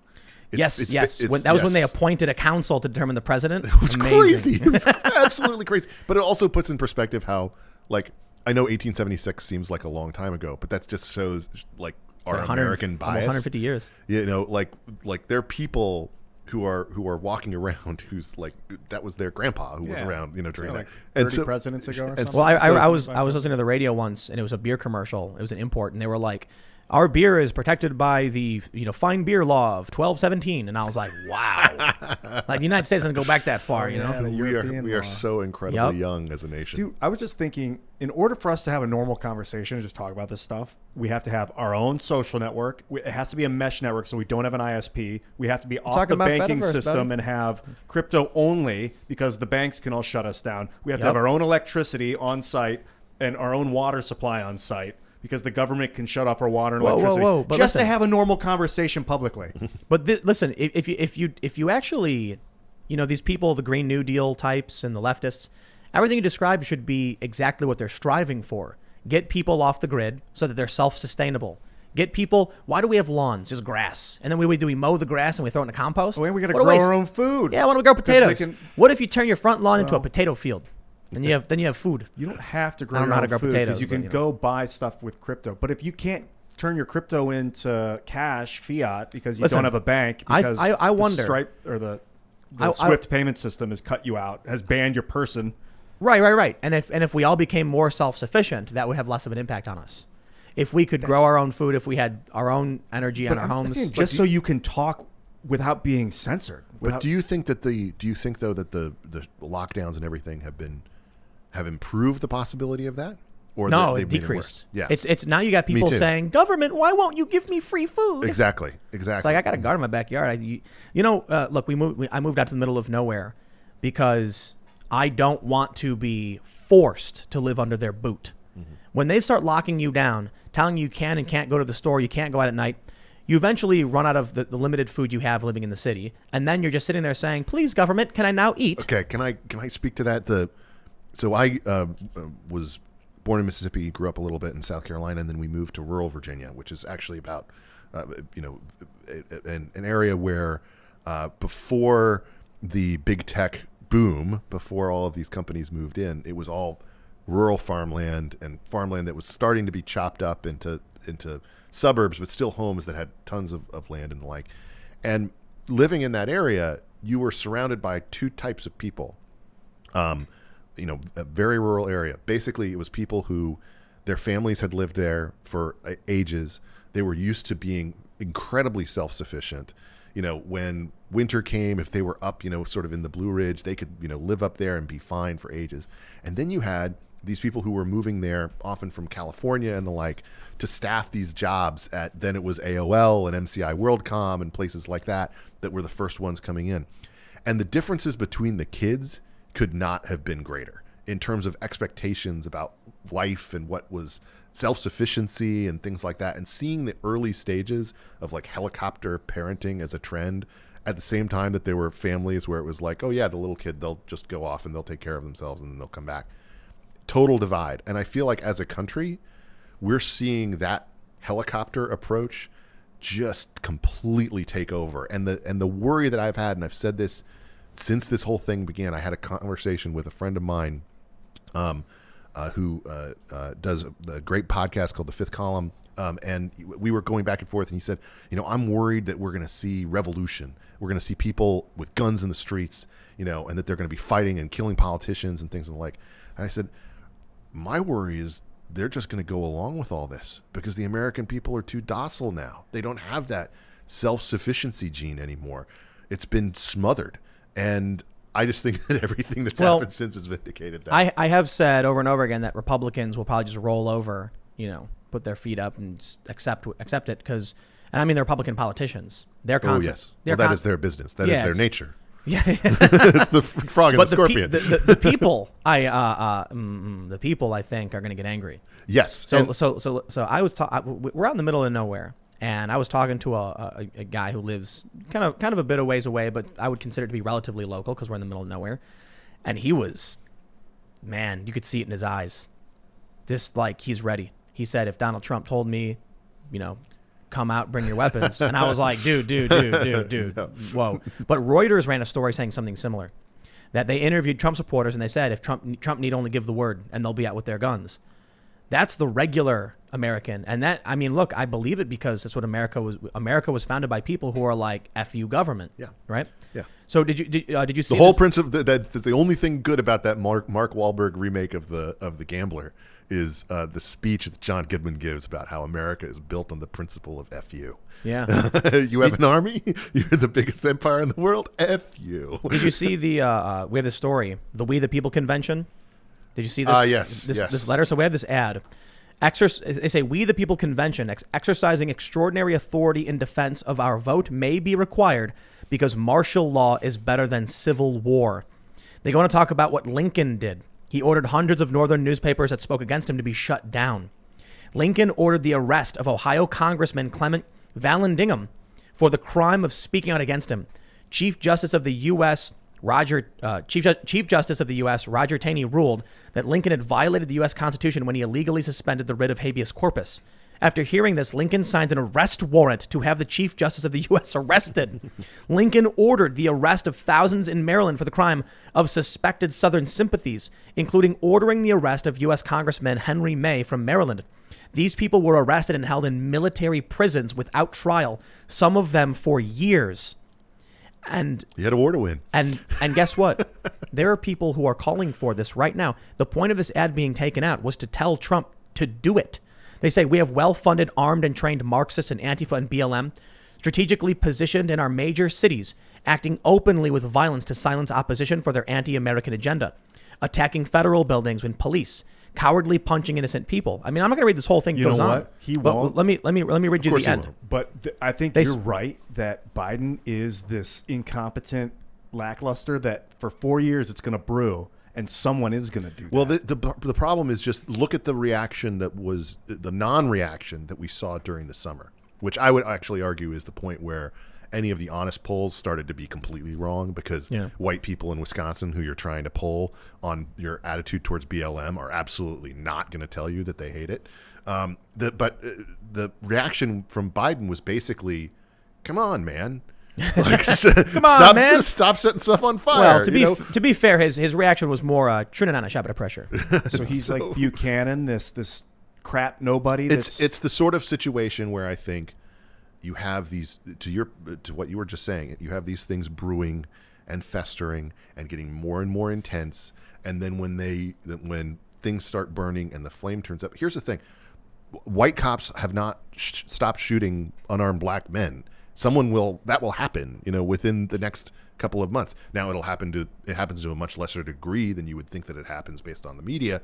But the way that it plays out and the response that Biden has to it, what is he going to do? This is going to be a situation where he's caught between the defund the police side of things that is frustrated and doesn't like the fact that they're being blamed for Democrat losses, and this octogenarian leadership that Democrats have in Nancy Pelosi and the heads of the House. It's amazing that we have this situation. By the way, Matt Stoller, I think, had a great tweet about them naming Janet Yellen to Treasury Secretary. He's like, finally, the octogenarians of the Democratic leadership are passing it along to the younger septuagenarians to take care of policy. But seriously, I don't think that he can manage that situation. If he does, we can all raise our hands and say, hey, thank God for Joe Biden. But I just think that this is not a moment that demanded this. It's a moment that demanded a lot more leadership. Let me read this beginning of this ad talking about calling on Trump to declare martial law. And they say, on June 12th, 1863, Lincoln defended his extreme measures in a letter published in the New York Times. Citing Article 1 of the Constitution, he argued, ours is a case of rebellion. In fact, a clear, flagrant, and gigantic case of rebellion. And the provision of the Constitution that, quote, the privilege of the writ of habeas corpus shall not be suspended unless when, In cases of rebellion or invasion, the public safety may require it, is the provision which specifically applies to our present case. Lincoln used the same reasoning in justifying a series of extraordinary presidential orders. You know, I would encourage people to. I think Lincoln had a very different context than the current moment. It literally had 7 states secede from the Union. Yes, I mean, I just don't think that we're going to, and we shouldn't pretend that we are. But what I do think is we invest way too much in our politicians, and we have as a nation for far too long. We define ourselves by who our president is, when I think we should be defined by who we are as neighbors and who we are in our communities and what those look like, because they're closer to home. But go ahead. I think we need to return more to local level politics, the way the country was originally founded. There's a C.S. Lewis line though about the dangers of newspapers, the main media of his day, where he says that the problem with them is that they bring all the sorrows of the world to your doorstep every morning, and instead you focus. I'm paraphrasing, but he basically says, and that dominates your focus as opposed to the neighbor, to the friend, to the place that you can walk to where you can actually make a difference. And that, to me, the sorrows of all the world thing is totally what animates this current dominating leadership factor that says, we need to be everywhere and solving everything in every aspect of every life as the federal government, right? As opposed to saying, the Chesterton line, the politicians you care about the most should be close enough to kick. Right. Yeah. Well, so originally, before the 17th Amendment, senators were appointed. Yes. They were voted on by the state legislatures and then sent to because we lived in a state and we were citizens of a state that was part of a union. So we would vote at the state level, and then things would move on up. Same thing with the Electoral College. We were in the state. We had our electors. We voted for them. Then they went, and we trusted them to do the right thing. Now everything is all about the federal government. And you've got Republicans who understand the difference and are like, leave me alone. And the left who thinks we're just one big country, period. They don't understand the point of jurisdictions and states and sovereignty. Yeah. Somewhere, some person is doing something that I think is totally wrong from my apartment in Brooklyn. And even if I've never been to that state or heard of this place before right now, I'm very mad about it, and I'm going to be very loud online to get it to change. Remember when, I think it was, I don't remember exactly what triggered it, but you had that, Beto O'Rourke, heck yes, we're going to take your guns. And then, Yes. Biden appointing him. You had that guy who tweeted, what am I supposed to do? If they take away my AR-15, Yes. What am I supposed to do if 13 to 50, what was it? Feral hogs. Was it 13 to 43 or something like that? I don't know the number off the top of my head. 30 to 50, Yeah, I something think like that. Yeah. Have you heard the interviews with the guy since then? No. Oh, they're phenomenal. So basically, I think it was either Radiolab or one of these other podcasts found this guy, interviewed him a couple of times, and talked about this very real incident he had. 30 to 50. 30 to 50, where all of these feral hogs had come into the backyard, and he had to run out, and shoot his gun to scare them away from his kids who were playing out there. And then what was funny about the podcast is like this again, New York based, I think, interviewer starts researching the whole feral hog problem and suddenly discovers that It's a real thing. This is a real Huge thing. problem. It's a huge deal. Lots of people care about it, and it's really controversial in places like Oklahoma and the like. And But anyway, they live in an urban bubble. Yeah. I was having a conversation with someone. There was an argument on Facebook, and these people were arguing about guns and stuff. And the one person's like, it's ridiculous. Guns need to be controlled. And then I responded with, where I live, I live in the middle of nowhere. Who do I call? Mm-hmm. No, I have guns. I have many, many guns. Yeah. And we're elevated, and we have excellent positioning. I made a joke recently. That wasn't a joke. It was like, I didn't know what it was called. I called it a deer sniper tower. And then all of the conservatives who know it's a deer blind started laughing. Correct. And I'm like, I don't know. It's just a tower you shoot from. So I called it a sniper tower. Deer blind. But deer blind. we actually have I have several friends, including a couple of my employees, who hunt feral hogs regularly because they're lots of fun to hunt. But it's a really good example of why we have different laws in different jurisdictions, Totally. and why a republic makes so much sense. not a big feral hog problem in Brooklyn or Bayside. Exactly. And so if Brooklyn says we're going to have these certain restrictions on certain things, not necessarily guns because of the Second Amendment, but let's say they're like, we don't want people riding around on electric skateboards or whatever. because this thing happens. Well, if you live in the middle of nowhere, the electric skateboard's not an issue. You might have a different law for it. It makes sense. Yeah. What's happening now is with the left and Democrats thinking we're just one big country. They're like, everyone should have like no guns, all guns banned. You just know need what I to mean? think of feral hogs the same way that you think of bike lanes. It's a local nuisance for you Right. to deal with. And then, I mean, but again, the government that is closest to the people governs best and governs, I think, most honestly. And in this situation, we have nationalized everything with a media that has fewer and fewer outlets across the country. I mean, this year we had reporters on the ground covering the election to the extent that it was happening in 29 states. Okay, and that's with an organization of 14 people and a bunch of stringers and freelance contributors, and so frequently they would run into scenarios where they were on the ground and CNN would leave. And all of these sort of national places would come in, do a quick hit, and then they would get out. And you saw that most crazily in the Kenosha incident, Yes. Right. where you had that New York Times reporter who was there all ready to cover it. And she told the Daily, I was told by some of the cops they thought it would be worse tonight, so I left and I went home. And so why do we have the footage that we have? Because of outlets that didn't even exist 20 years ago. Because of real journalists. Because of Daily Caller journalists, because of Town Hall, because of BG on the Ground, because of, Richie McGinnis. Richie McGinnis. who actually talked to tended those people who did that, and they're like, Yes. those people were leaving at 7 p.m. when it was getting dark. And We're just getting started. And that was the basis for everything that we knew about that situation, and will obviously figure in Kyle Rittenhouse's trial.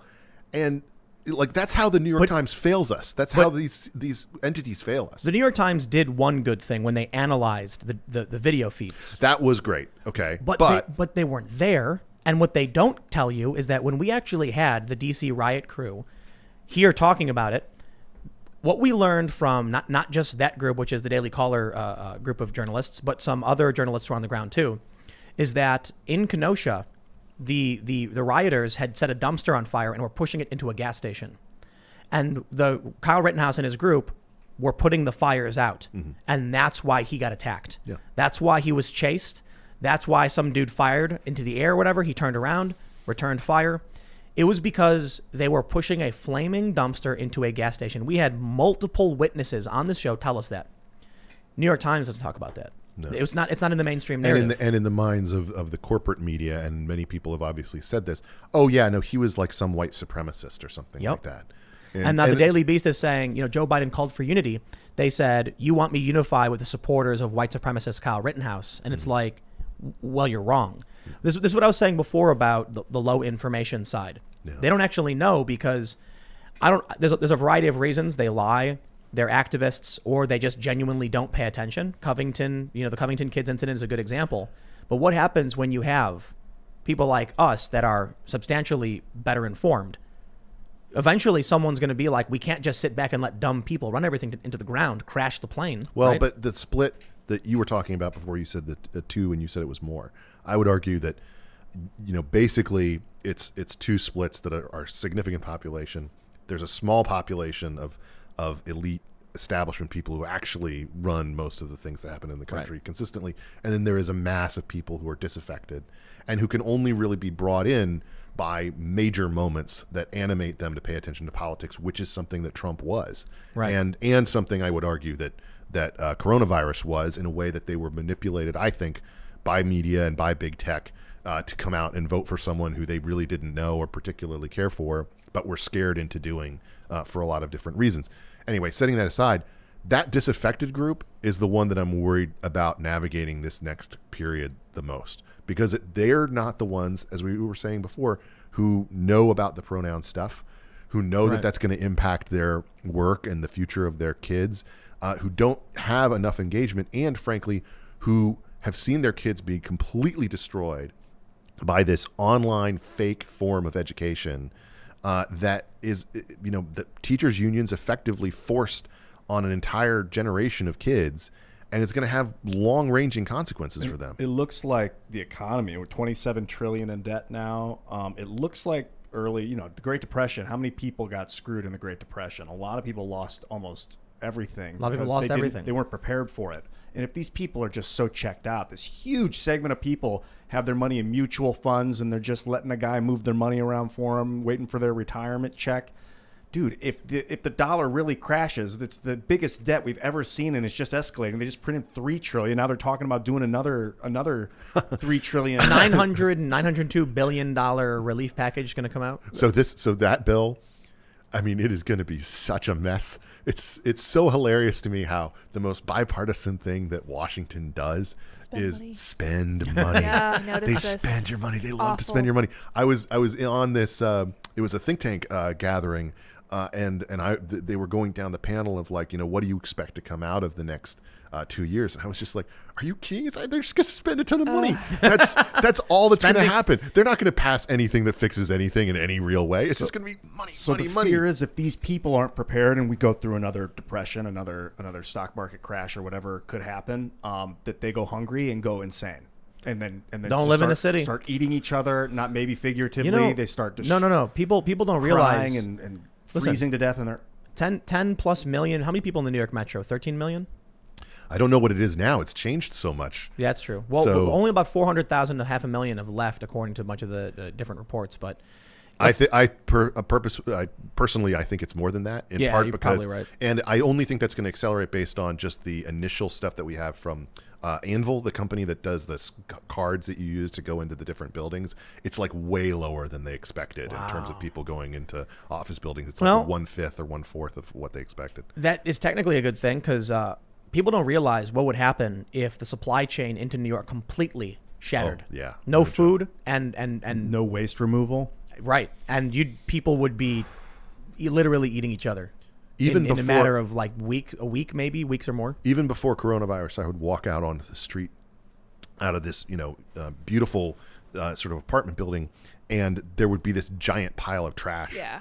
And- In Philly. And to me, like, that's one of the reasons. Look, I think New York is a great city. Okay, one of the greatest cities in the world, if not the greatest city in the world. I would argue a little bit for London as being that, but the experience of like the high class people who are spending a crap ton of money to live in this area, then still have to walk outside and smell that garbage every day. And to me, I'm like, I'd rather live in the country where you walk out and you remember don't smell. Sandy when it flooded? Yeah. Lower That Manhattan, was- all the power went out. Oh yeah, and people were skating on the knocked over bus stands. It was amazing. That was one day. The It power was pretty out for cool. weeks, wasn't it? I'm not sure. I remember there were two guys standing outside of a bodega with like 2x4s, and there was a line, and they were like one person at a time. And I went in, and the guy was like, "The perishables are basically gone. Like the stuff in the fridge, the milk, sorry, but the canned goods you can still buy." And I was like, "Wow!" And they'd like there was no electricity at all, and they had guards out in front of the building protecting it. And I was like, "Cash only," and walk out. That's amazing. You know who got their power turned on first? Who? Upper West Side. It's all those super rich people. They hired the money. Oh, yeah. I mean, well, the city's basically like, this is where our tax revenue is generated. We better make sure they can keep working. The city will come back. I believe that. But it's going to take a lot longer than people think it will. Yeah, yeah. But will it come back in a way that we would consider it to be like coming back? You know, I think- de no. Blasio's talking about taking the buildings. No, because I don't think it will come back in the way people think it will. It will not be the way it was. And I think a large part of that is that people have realized during the course of this period that they can work from places that are a lot nicer, where they have more flexibility, where they can be at a slight remove from people. And I think that is just ingrained in a way in American consciousness in a way that it wasn't before, that allows them to move to new places and say, look, I can find a community of like-minded people, and I don't need to spend as much as I was spending in New York, plus the taxes that they're going to have to raise in order to make up this huge revenue split.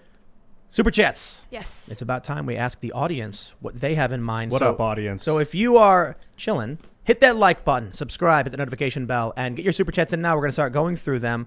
You know, we can't go through everybody as often. I say this all the time, but we try to read as many as possible. So let's read some of these super chats. Let's see. Gone Fall says, the hearing today in AR confirms that legislatures will fight. Also, a legislature in AR at the end said they had unofficial hearings because no one would let them. they were also sent threats in AR. What was that? A hearing in Arkansas? I don't know. But there was a hearing in Arkansas? I didn't hear about that. I didn't hear about that. Does he mean Arizona maybe? No, the hearing yesterday? wasn't in Arizona. The other day? There was a Michigan hearing today. Yeah, but there was an Arizona one the other day. I Yeah, mean, that maybe. I didn't hear about an Arkansas one. Sorry. All right, I got one here, but we got to issue a correction. Raven Writing Desk says common sense died the day the woman won in the courts because a coffee cup didn't have a warning label that says it's hot. I remember that. That's a myth. That's not true. I remember that. So the issue was that a woman was given a cup of coffee that was boiling From McDonald's. and she accidentally spilled it. And what had happened was McDonald's had been warned several times that their coffee was Too hot. It was too hot. Yeah. McDonald's said even though people had been injured in the past, the reason they maintained the boiling temperature, which was causing injuries to many people, was because by the time they got to the office, the coffee was cold. So they tell everybody, make the coffee super hot. People had been complaining endlessly, and McDonald's said they didn't care. She initially only asked for them to cover the medical bills because what reasonable person expects to be handed a cup of boiling liquid? Because you're going to drink it, right? She was a passenger. Yeah. They denied her. They wouldn't give her medical expenses of like $10,000. And she suffered horrific burns. It wasn't like she spilled hot coffee. It was like her skin fell off. Oh, gosh. And it was in her lap. And so, long story short, she ended up suing and winning a lot more. And then I think she even like donated a bunch of it because it was not about having caution hot on it. It was That's like, good. why are you handing boiling cups of water to people? Anyway. I love those. I love those mythical, but everyone knows about them Right, stories. yeah. They're so good. Oh, Like well, Atlantis. we Urban got the legend. correction. Gone Fall says, I meant to say AZ. Sorry, I always get it mixed. Okay. Oh, okay. Arizona. There you go. So the Arizona thing, one of the things that I think people will learn about coming out of this experience is how the laws that we have on the books only offer for recounts and audits that are automatic at very low thresholds. For instance, in Arizona, it would have had to be like under 1,000 votes in terms of a difference for them to have that triggered, and there's not a request process. So this is another one of those things where in the interim between this time and the midterm, a lot of states need to look at how we're going to look at and audit, elections that are close, but, maybe have a little bit more of a leeway here for that kind of thing. So someone said to Mick Hatton says, look at Linward Twitter. It's apparently fake news. I guess referencing what Bill Barr said. And there's a tweet from him. It says, time to fire AG Bill Barr. Lies about Dominion. No action on Epstein, Durham, Hunter Biden laptop, or Wiener laptop. A stolen election now being ignored. We need patriots helping Donald Trump if we are to save our country and freedom. He went on to say, perhaps I should have kept my powder dry on Bill Barr until he speaks formally or issues a press release. The AP article is likely propaganda. I know for a fact it contains a number of false statements about Sidney Powell and her investigation. We'll see. I don't agree with that. I think that the AP article is probably correct, and it is in Barr's character to go to the AP as opposed to some of the Right. other places that he has beef with. But consider, he said, to this date, we have not seen Yes. evidence that would have And changed he the speaks outcome. very carefully and Right. intentionally. Yes. So don't cut that out. We didn't actually get to talk about Durham. Did you want to do that at all? We could a little bit. We got super chats to go through. So- Maybe we might have kind of missed the train on that Yeah. one. So just real quickly, I think that the naming of Durham as a special counsel obviously keeps him protected. Makes sure that he has additional time. I also think it's a statement, frankly, of failure in terms of the selection of him that went so slow and never got us the answers during the time that I think it would have mattered when it came to the election. Eve Welcome says Barr has blood on his hands with Ruby Ridge and Waco. His fealty to the Constitution and our nation is tenuous at best. This is interesting because, I didn't know this, but I know a bunch of conservatives when I bring up Barr and I'm like, I appreciate, some of the things he said. He's been reasonable, and they're like, oh, Barr's horrible. Talking about Waco and getting a lot of, I don't want to get into the horrific things. He was involved with burning those people alive? Protecting federal agents who killed people, essentially, things like that. I don't know too much about it, so. Another cog in the machine. Oh, man, we got one for Ian. Maybe. Oh my God, this is awesome, says Ian. You can be the next superhero we need. Keep up the energy. Hit the gym. Wear a Tim Foyle hat and hang out with Alex Jones and give him hell. Okay, I'm going to start doing push-ups in the morning. Yes. Thank you. Yes, do it. Could be Eat more protein. superhero. Teresa Hoisington says Barr and Durham are old bushy establishment. They'll always act in an old establishment-y way. No surprise. They are Team Analog Turtle. I mean, I don't know Durham enough to I don't really have a lot of hope for anything coming out of this, but I do think that Barr, without his presence in this administration, the president never would have had a shot at re-election. I think he really turned a corner in a significant way and was an indispensable person in what he was able to achieve. Delta 7 says this will not push you guys to more secure voting. The experience we have here in Latin America with what you have now is that once this is accepted, it will only get worse. That's how it begun for us here. Yeah. I've been talking about blockchain voting like a chicken with my head cut off. People did contact me with some data on it, which I can read now if you guys want to hear anything. You want blockchain voting? Let me see. This guy well, start pulling up. I'll read some more. I'll pull it up now. No. Let's see. Delta 7 says, Brubra says, y'all haven't seen anything yet. Secret Service have evidence that will be coming out soon. Inside info. It implicates Biden and others in DNC. And that sounds very exciting. I would love to see it. Until then, I'm going to, I can't operate on what I haven't seen and no evidence. So Delta 7 says, my impression is that you are trying to play the leftist game, but not understand how they operate. It's not using logic or reason. We in Latin America did that mistake. They don't play by the rules and they don't care. Well, there's as long as we're talking about Latin America, one of the dangers that is in Jorge Castanada's book that talks about Mañana Forever is that we will become more like Mexico during this period. And I don't mean that as to denigrate Mexico, but basically historically you have a situation there where you have the powerful and you have the mob, and the mob appeals to the powerful, asks for answers or redress or essentially to fix their problem, and the powerful use this moment to their advantage, and that just repeats over and over again, and you replace the powerful person with a new person. And part of that has to do with the fact that they have very little civic engagement. They don't have the kind of community organizations that you would traditionally have, and so you end up with a situation where the cartel basically runs the government. And and that's the cartels are doing now. Starting social media networks? No. No. The cartels were big in drugs, right? Yes. We started legalizing some of those. So you know they're trafficking now? Kids. People. Avocados. Avocados? No joke. Wow. Avocados. It's all about the money. It's not about illegal. It's like, can we make money? Well, the avocados are where it's at. My favorite brief Biden attempt to reach out to Hispanic voters, which failed so magnificently, was when the DNC and a bunch of other places were running ads describing Trump negatively as a caudillo, a strongman. Oh, okay. Now it and it includes the idea that he is an untoward strongman, that he is partially criminal or corrupt, but he's also a strongman who gets things done. And they ran a bunch of ads about this, and then they stopped it after a piece in the Washington Post, some op-ed from some reporter who was like, why are you guys doing this? Because lots of people like caudillos. They like the strongman in the community who can get things done. So we got one from MK90 Tier 1 Asset says, Sour Patch Lids, I'm a Marine stationed in Japan. Would be my date for the Marine Corps Ball 2021.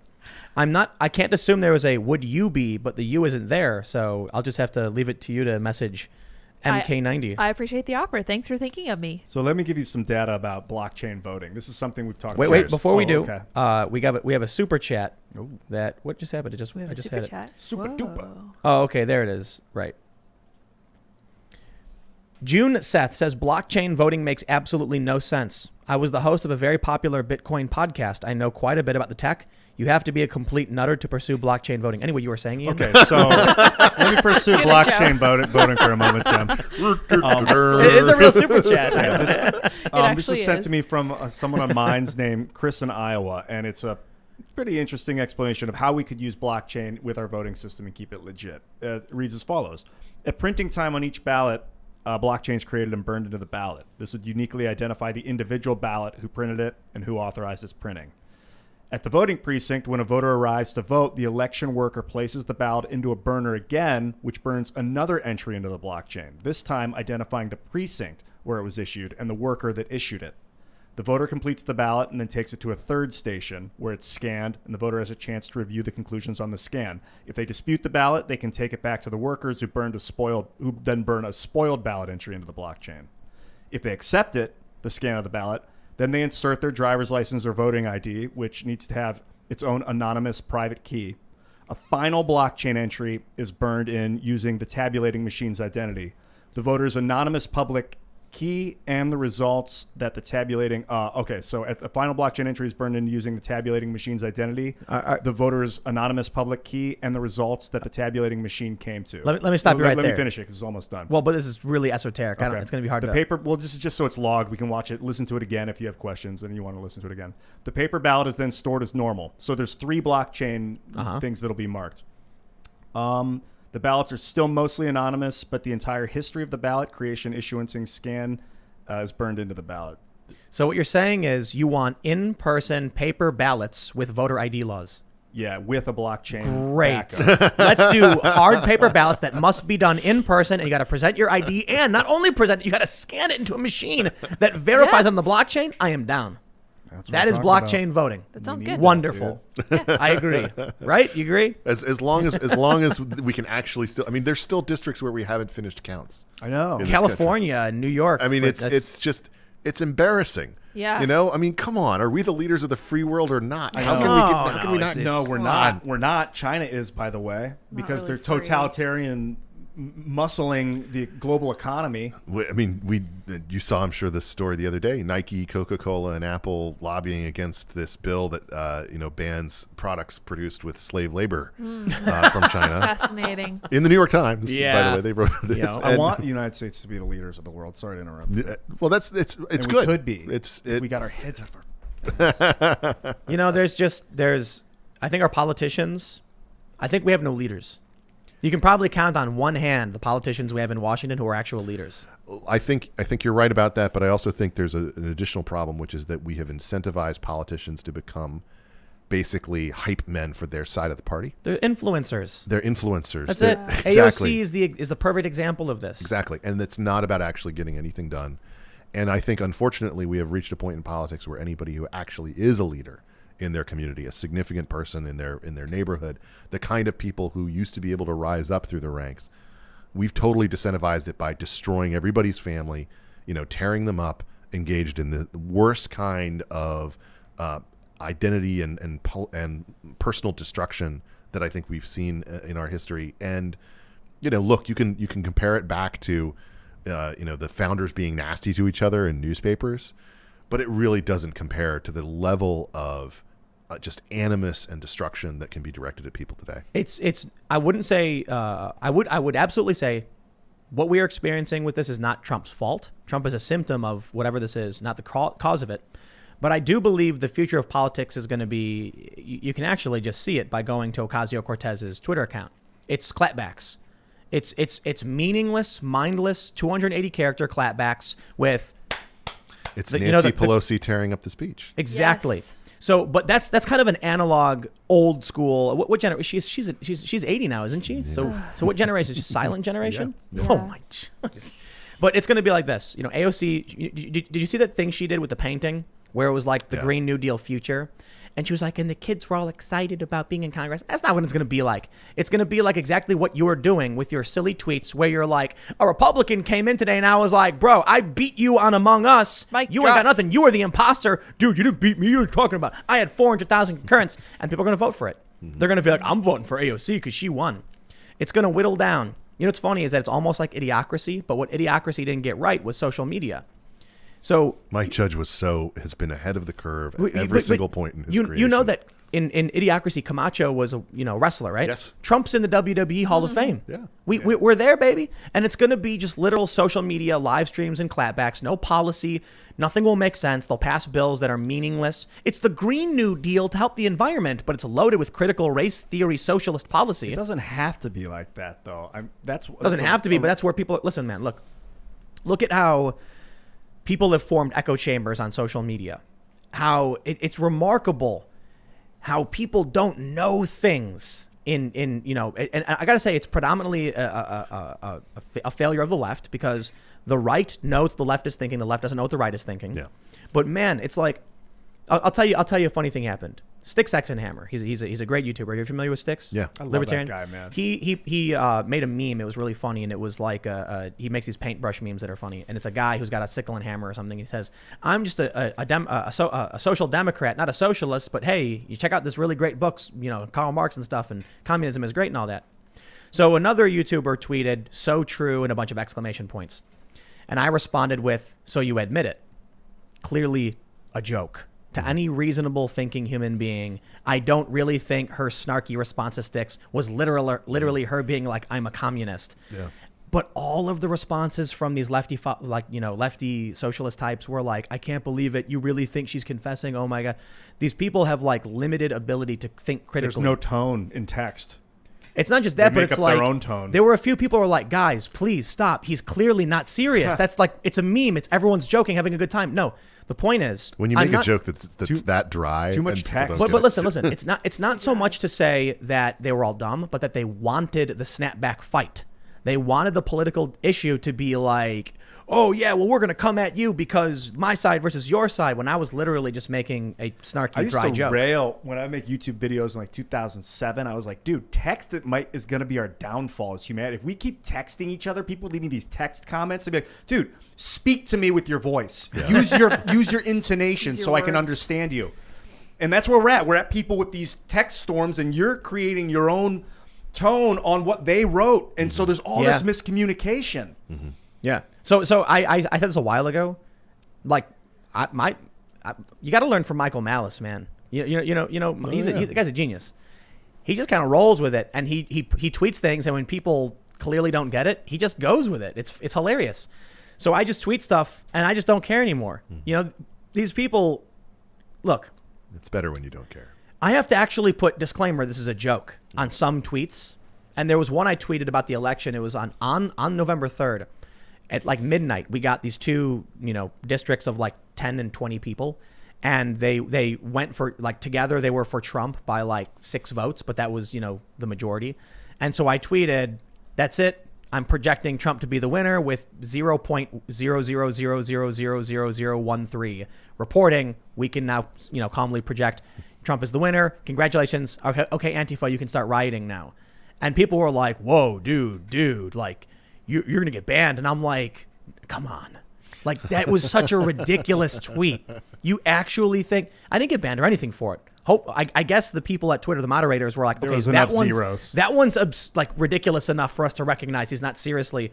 But the rule was that if you called the election before it was done, so like the moment we got any results, I was like, boom, I'm going to tweet this out. It was funny. The future, I think, of Congress and political leadership does look very bleak at the moment.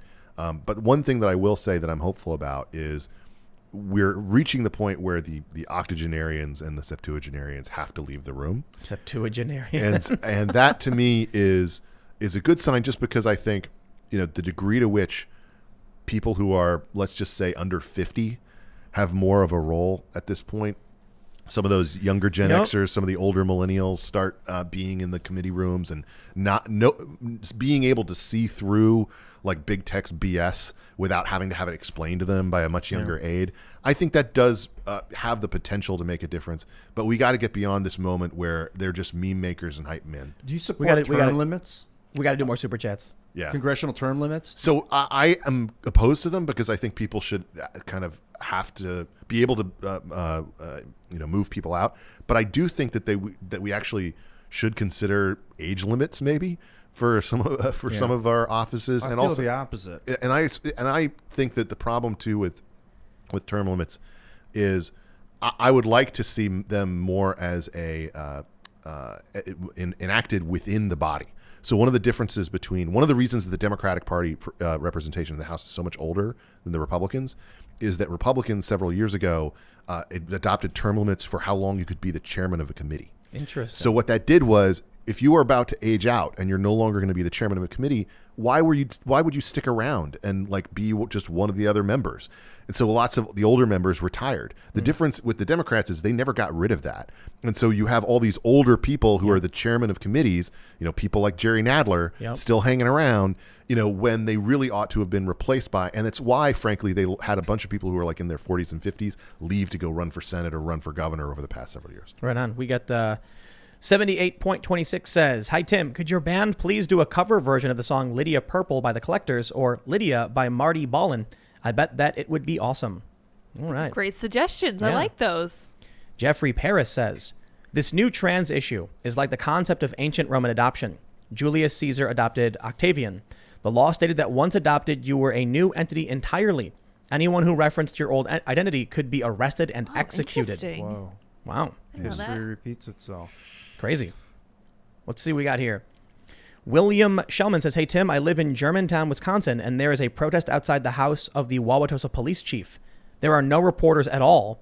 It's some sort of BLM thing over a shooting from last year. Wow. Wow, really interesting. Andrew Land says, dude, thanks for cutting back on content. Between you, Crowder Shapiro, and Michael Knowles, I had no time to get anything done. P.S. Get Michael Knowles on to explain conservatism. He has a really good take on it. Well, for those that are curious, you can arguably say in some capacity I'm cutting down, but I'm actually doing this to try and increase the amount I can produce. So for those that aren't familiar, today I announced that I'm going to be doing less segments on my individual channel, focusing more on segments on IRL. So actually, what we're basically going to do is we're going to have news stories that I would normally cover. We'll just do on this show with a guest. So it'll be interesting to get their take on a lot of these issues, which we kind of did here with Ben. But the reason why I'm doing that is not because I'm going to be doing less. It's because we're going to be launching a new channel. Dude. The way I described it is, at a certain point, doing segments where you talk about what's going on and complain about it and say it's a problem doesn't do enough to solve any of these issues. And what needs to happen is there needs to be cultural development. If all we are going to get is, AOC, she did Among Us, that stream, got 400,000 concurrent viewers. So all the people who watch her are constantly being inundated with leftists. They're watching these, bread tube types and these socialists, and these younger people are hearing that, and they're developing with these ideas. If you want your political ideas to persist, then you need to be engaging young people in things that they find entertaining as well. So sitting around complaining will get you nowhere in the future. So the way I described it is there's a skateboarder who's really good who's got he's got a mini ramp. It's a half pipe, and there's the Gadsden flag painted in the middle of it. When kids watch that, they see the Gadsden flag. They might not know what it is, but they might hear their teacher say that's a white supremacist symbol, and they're going to go, what? No way, dude's got that on his ramp. You're crazy. And it's going to give them some pushback. It's going to show them there's other things, and these people aren't telling them the truth. Long story short, we're going to do a vlog. We're going to do fun things. We're going to, do science experiments, skateboarding. We're going to do like the world's longest grind rail, mega jumps, and just have a good time and have fun. But it's also going to incorporate, to a certain degree, some of the guests we bring on the show to give a more like cultural, less political, and just doing fun things that inspire people. Skee-ball tournaments. Yes. Passively, board games. Dude, like we just played a board game called Conspiracy Theory. It was awesome. Really? And it's a trivia game, and I dominated. No, totally. barely. Well, Andreas won the first one, and then I won the second one. Oh. But When was did you guys play? Was it? When did you guys play? Was it last night? 2 nights ago? 3 nights ago? So one of the questions was, what monster is associated with Silverbridge in West Virginia? Yeah. And I was like, I know it, Mothman. Because they just watched the movie. Well, I've known about Mothman. He knows conspiracies. I know weird, and I was like, Tim's I was like, this is amazing. I know so much BS. That'd be a fun game to stream. But it would be really fun to get like Alex Jones and like ask him He was questions. like one of the questions. He was in the game. He's gonna answer all of them. But wouldn't it be really funny to have a video that's not political, not talking about any of this dumb stuff? It's literally like, Alex Jones, can you answer these conspiracy theory trivia questions? It's like Hot Ones. Just silly, fun. That is a great combination of things there. I mean, and honestly, like. There could be a stump him kind of contest there, basically. He's going to answer all of them. I know it. Yeah. For real, no joke. We'll shoot a bunch and then just release them once a week. One a week, just to keep everybody. I love engaged. conspiracy. But that's just like an idea. I'm not Yeah, saying me it's too. literally something I would like to do it. We'll see what happens. We can drink but kombucha at the I'm saying bar. there's funny ideas like that we could do. We have a lot of people who come in and out of this place, and it would be fun to do silly things. Look, it's simple. You gotta make the culture because politics is downstream. Yes. You gotta inspire young people to get active. That's something about you were talking about, less reliant on the leader politicians and more reliant on like, what did you create? What did you do today? What have you done? I don't think that politicians have the narrative power they once did. And I think that there are a lot of other entities that have a lot more narrative power and different avenues to it. And as we're seeing that change, it requires a lot more engagement from the creative folks who may have wanted to stay away from politicizing anything they're doing, but recognizing how much it's taking over everything.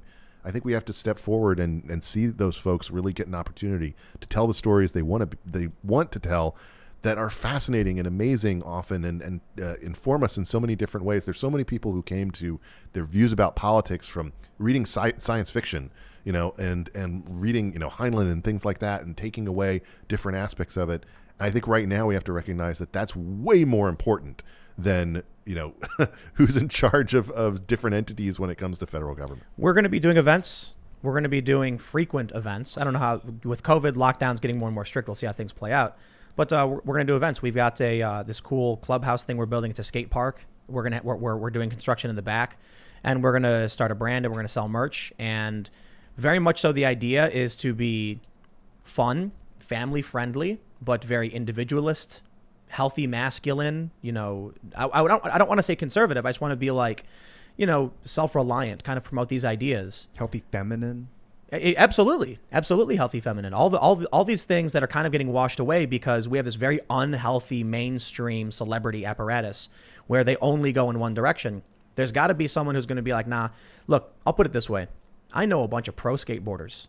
Skateboarders are supposed to be the anti-authoritarian, lefty, renegades. Many of them are pro-Trump. Mm-hmm. They're hitting me up saying like, I want to send you a bunch of free stuff. I love your content, man. I hope Trump wins. And I'm like, why aren't you telling people that in your skate videos? Why aren't you like when you do, not skate videos, but like their vlogs, when they're posting things on Instagram, why aren't you saying like, here's what I think? Well, I don't want to lose my sponsors. Or, okay, well, I don't care because this is who I am. I talk about this stuff all the time. Great. I'll make the skate videos. I'll put the Gadsden flag in my skate park, and I'll make a video where you can see it every single time someone does a trick. Is that the "Don't Tread on Me" flag? Yes. That's a snake. And it's literally like or something. If you want to talk about opposing fascism and opposing authoritarianism and tyranny, that's what that flag means. Don't tread on me. And exactly. And that's circling back to what you were saying before about the cultural differences when it comes to guns. The number one thing that people need to understand is that the Second Amendment is not about hunting. It is about the relationship between the citizen and the state.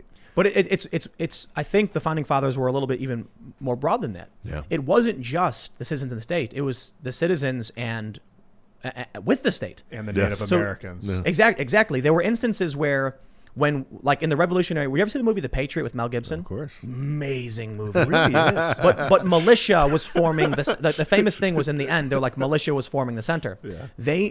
We in the Revolutionary War, we needed as that movie's much. So over the top. It's amazing. That's so good. Most Mel Gibson movies are, if you think about Well, listen. The Founding fathers were like, great. in the Revolutionary War, we needed as many armed and capable individuals to fight for us, which means you need an armed citizenry to defend the state, not just from itself. Because they were fighting, people don't realize, they say, Paul Revere's ride, the British are coming. He didn't say the British are coming. They were British. Yeah. He said the regulars are coming. Why would you be like, the Americans are coming? You'd be like, the cops are coming, run or whatever. Have you seen Apocalypto? Yeah, we just watched it a couple months ago. Good. So I think that film is amazing. I thought it was great. But it goes to that idea. The little village that is this kind of bucolic, sleepy community that suddenly is crushed by, the invader and is totally unprepared for it. Exactly. And there's so many elements of that I think you can take into about the relationships that citizens ought to have in solving their own problems and being prepared to defend the town, to defend what they value most. And that's essential as Americans. You ever hear of what's it called? The Battle of Athens, I think? Is this when Sparta sieged Athens? No. This is the military veterans. Yes, this is the military veterans. Oh, I have heard of this. This is fascinating. Come back from World War II to find a political machine controlling everything, and so they took their guns and they went and they were like, nah, and then they took over and made sure the votes were cast, the votes were all counted properly, and ensured the election was done properly. Yep. There was a corrupt political machine controlling the town, and they were like, nope. Oh. Crazy. It's crazy place we live in, this America, where people are like, nah. Well, you know what? So we have a little thing, just to do a little self-promotion. The 1620 Project at the Federalist has been running essays from 1620 Project. Yes, and it is not designed to refound America. The founding of America is 1776, but in 1620, obviously 400 years ago, the arrival of the Pilgrims in America, 400-year anniversary of both the Mayflower Compact last month, and in 3 weeks from today, it'll be the 400th anniversary of Plymouth Rock. And, wow. And what is so fascinating is, this is a group of people who embody in so many ways the things that were essential to the crazy country that is America. They're religious zealots who, have to run away from England. They're outcasts of kind of their own community. They gather together and they raise money and they have all these, tragedies. They have no idea what they're getting into. They get on this boat. They come across the ocean. Within through the winter, they lose like half of the people. They're totally unprepared for this, and yet they end up making a firm enough ground on that area that we still have people today.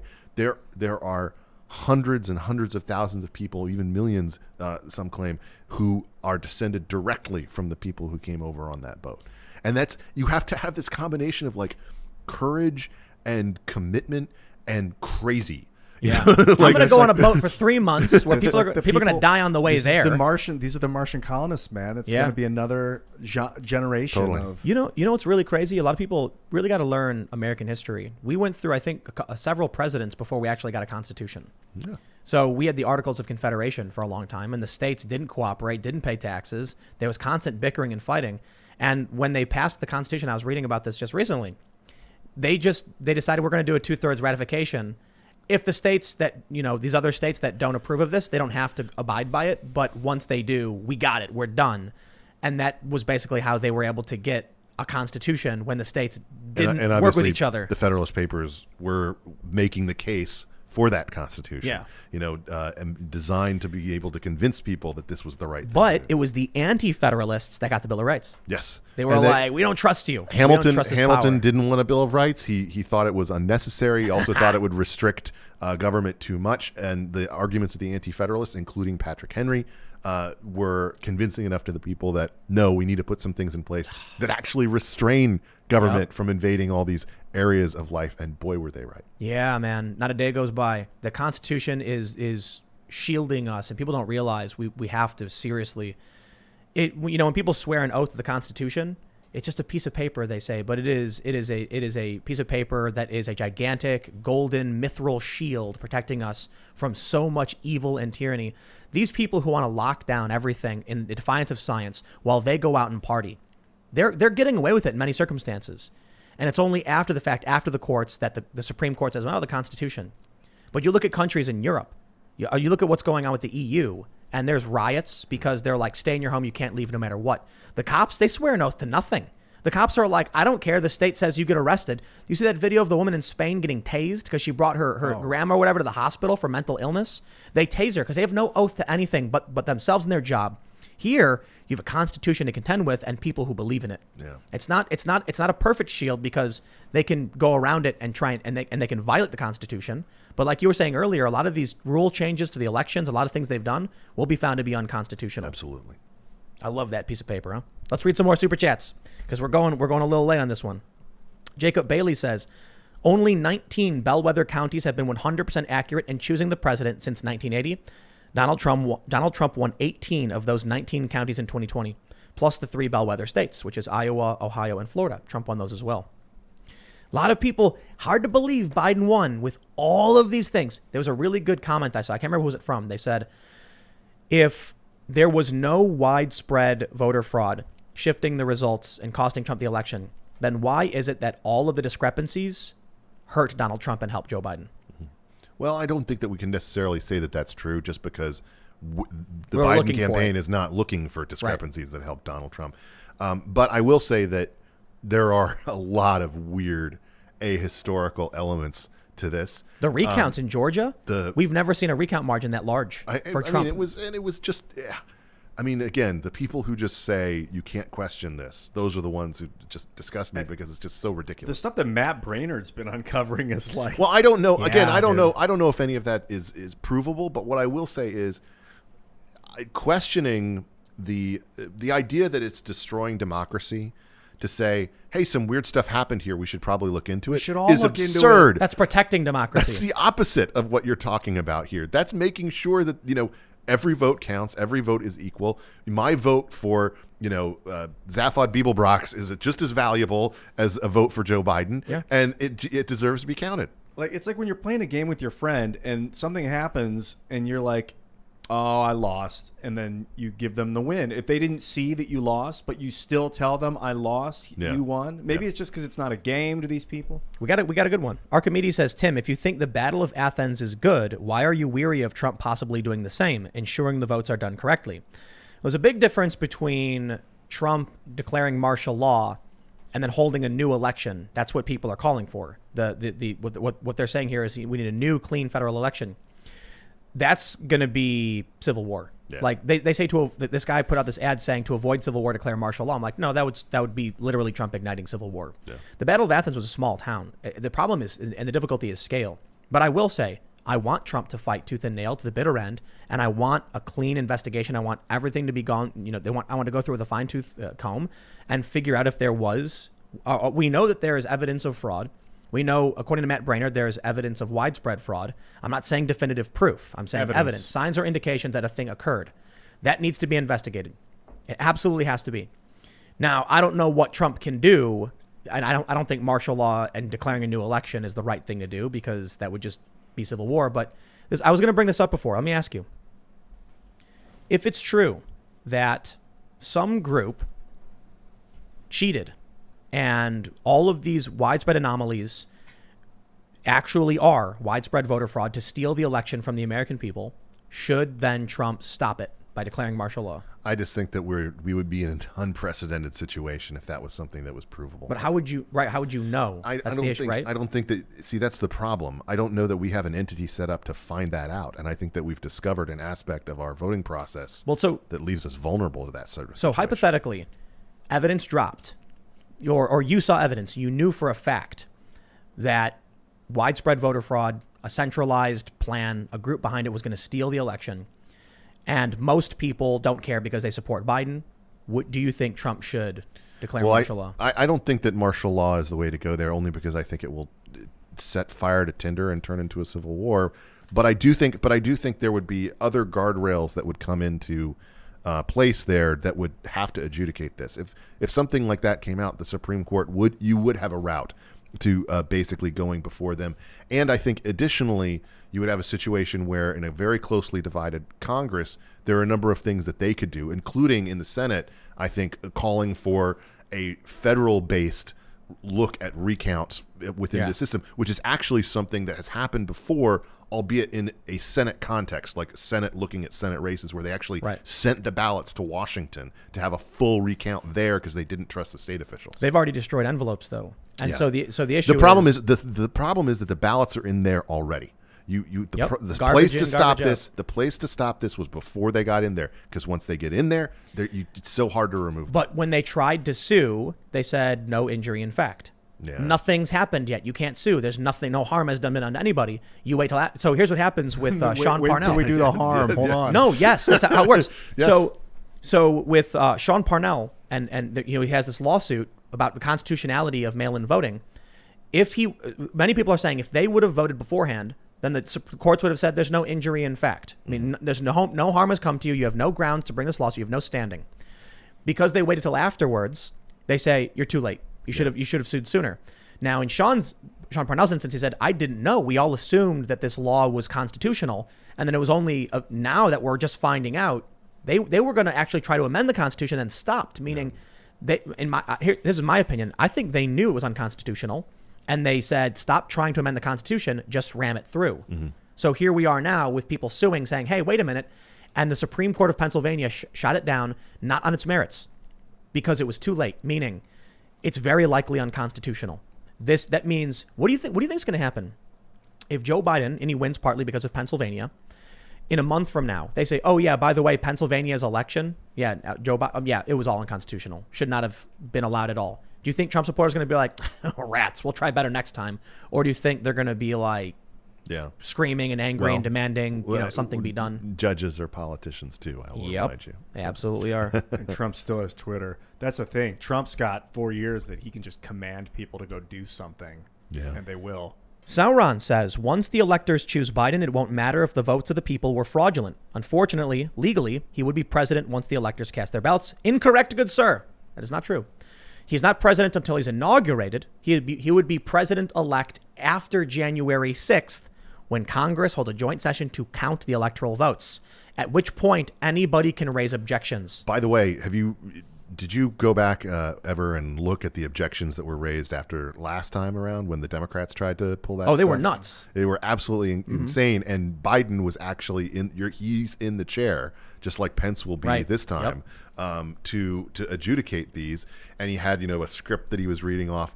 This time around, I wonder if we're going to see the flip side of that with Republicans doing definitely. the same And thing. then we now have the Durham probe special counsel, and I think we're going to see the Democrats go through. Oh, totally. And they're gonna try, but they will try to defund him, cut him off. I wonder, frankly, if they will try to convince Biden to appoint someone to the AG role who will actually fire him. Perhaps. Because that could be interesting itself. Well, my friends, we went a little bit long, just trying to get as many super chats as possible. But thank you all so much for hanging out. Make sure you smash that like button. Subscribe. We're live Monday through Friday at 8 p.m. And we're going to be booking more and more guests. We're going to be doing more on the show. And we're also going to be building out this vlog channel. We got construction happening, so stick around. More content to come. It's a little bit different. We're going to be expanding the business, going to be hiring more people, going to be doing journalism, going to be doing all this good stuff, going to be blowing stuff up and electrocuting things, and I don't even know. We're just going to do some crazy stuff and have a good time. But stick around for that. We'll be back tomorrow live at 8 p.m. You can follow me on Twitter, Instagram, Parler at Timcast. Check out my other YouTube channels, youtube.com/Timcast and youtube.com/TimcastNews. Ben, do you want to give a shout out to anything? You can follow me on Twitter at Domenech, and I hope you'll check out the 1620 Project. We have a really cool pilgrim shirt that you should check out in our store. Right on. That's on your website? TheFederalist.com, yes. All right. Yeah, thanks, Tim. Thanks, Ben, Lydia. I'm Ian Crossland. You guys can follow me at Ian Crossland. Smash the like button with your and elbow. Share. Yeah, share the video, man. I think sharing is really sharing is caring. Powerful tool. Sharing is caring. And you can also got a friend out there that's gonna be really happy. Right on. When they find out. You can also follow Thanks for Lydia. talking for a while, Tim. You can. Sour Patchlet, it's LYDS. I do think that sharing is caring, and I do like that our show starts a lot of conversations. I think that's really important. And maybe we'll get banned. Yeah. Maybe. Eventually. Yeah. All right, everybody. Thanks for hanging out. Ben, thanks for hanging out. And we will see you guys tomorrow at 8 p.m. live on this channel. All right. Bye, guys.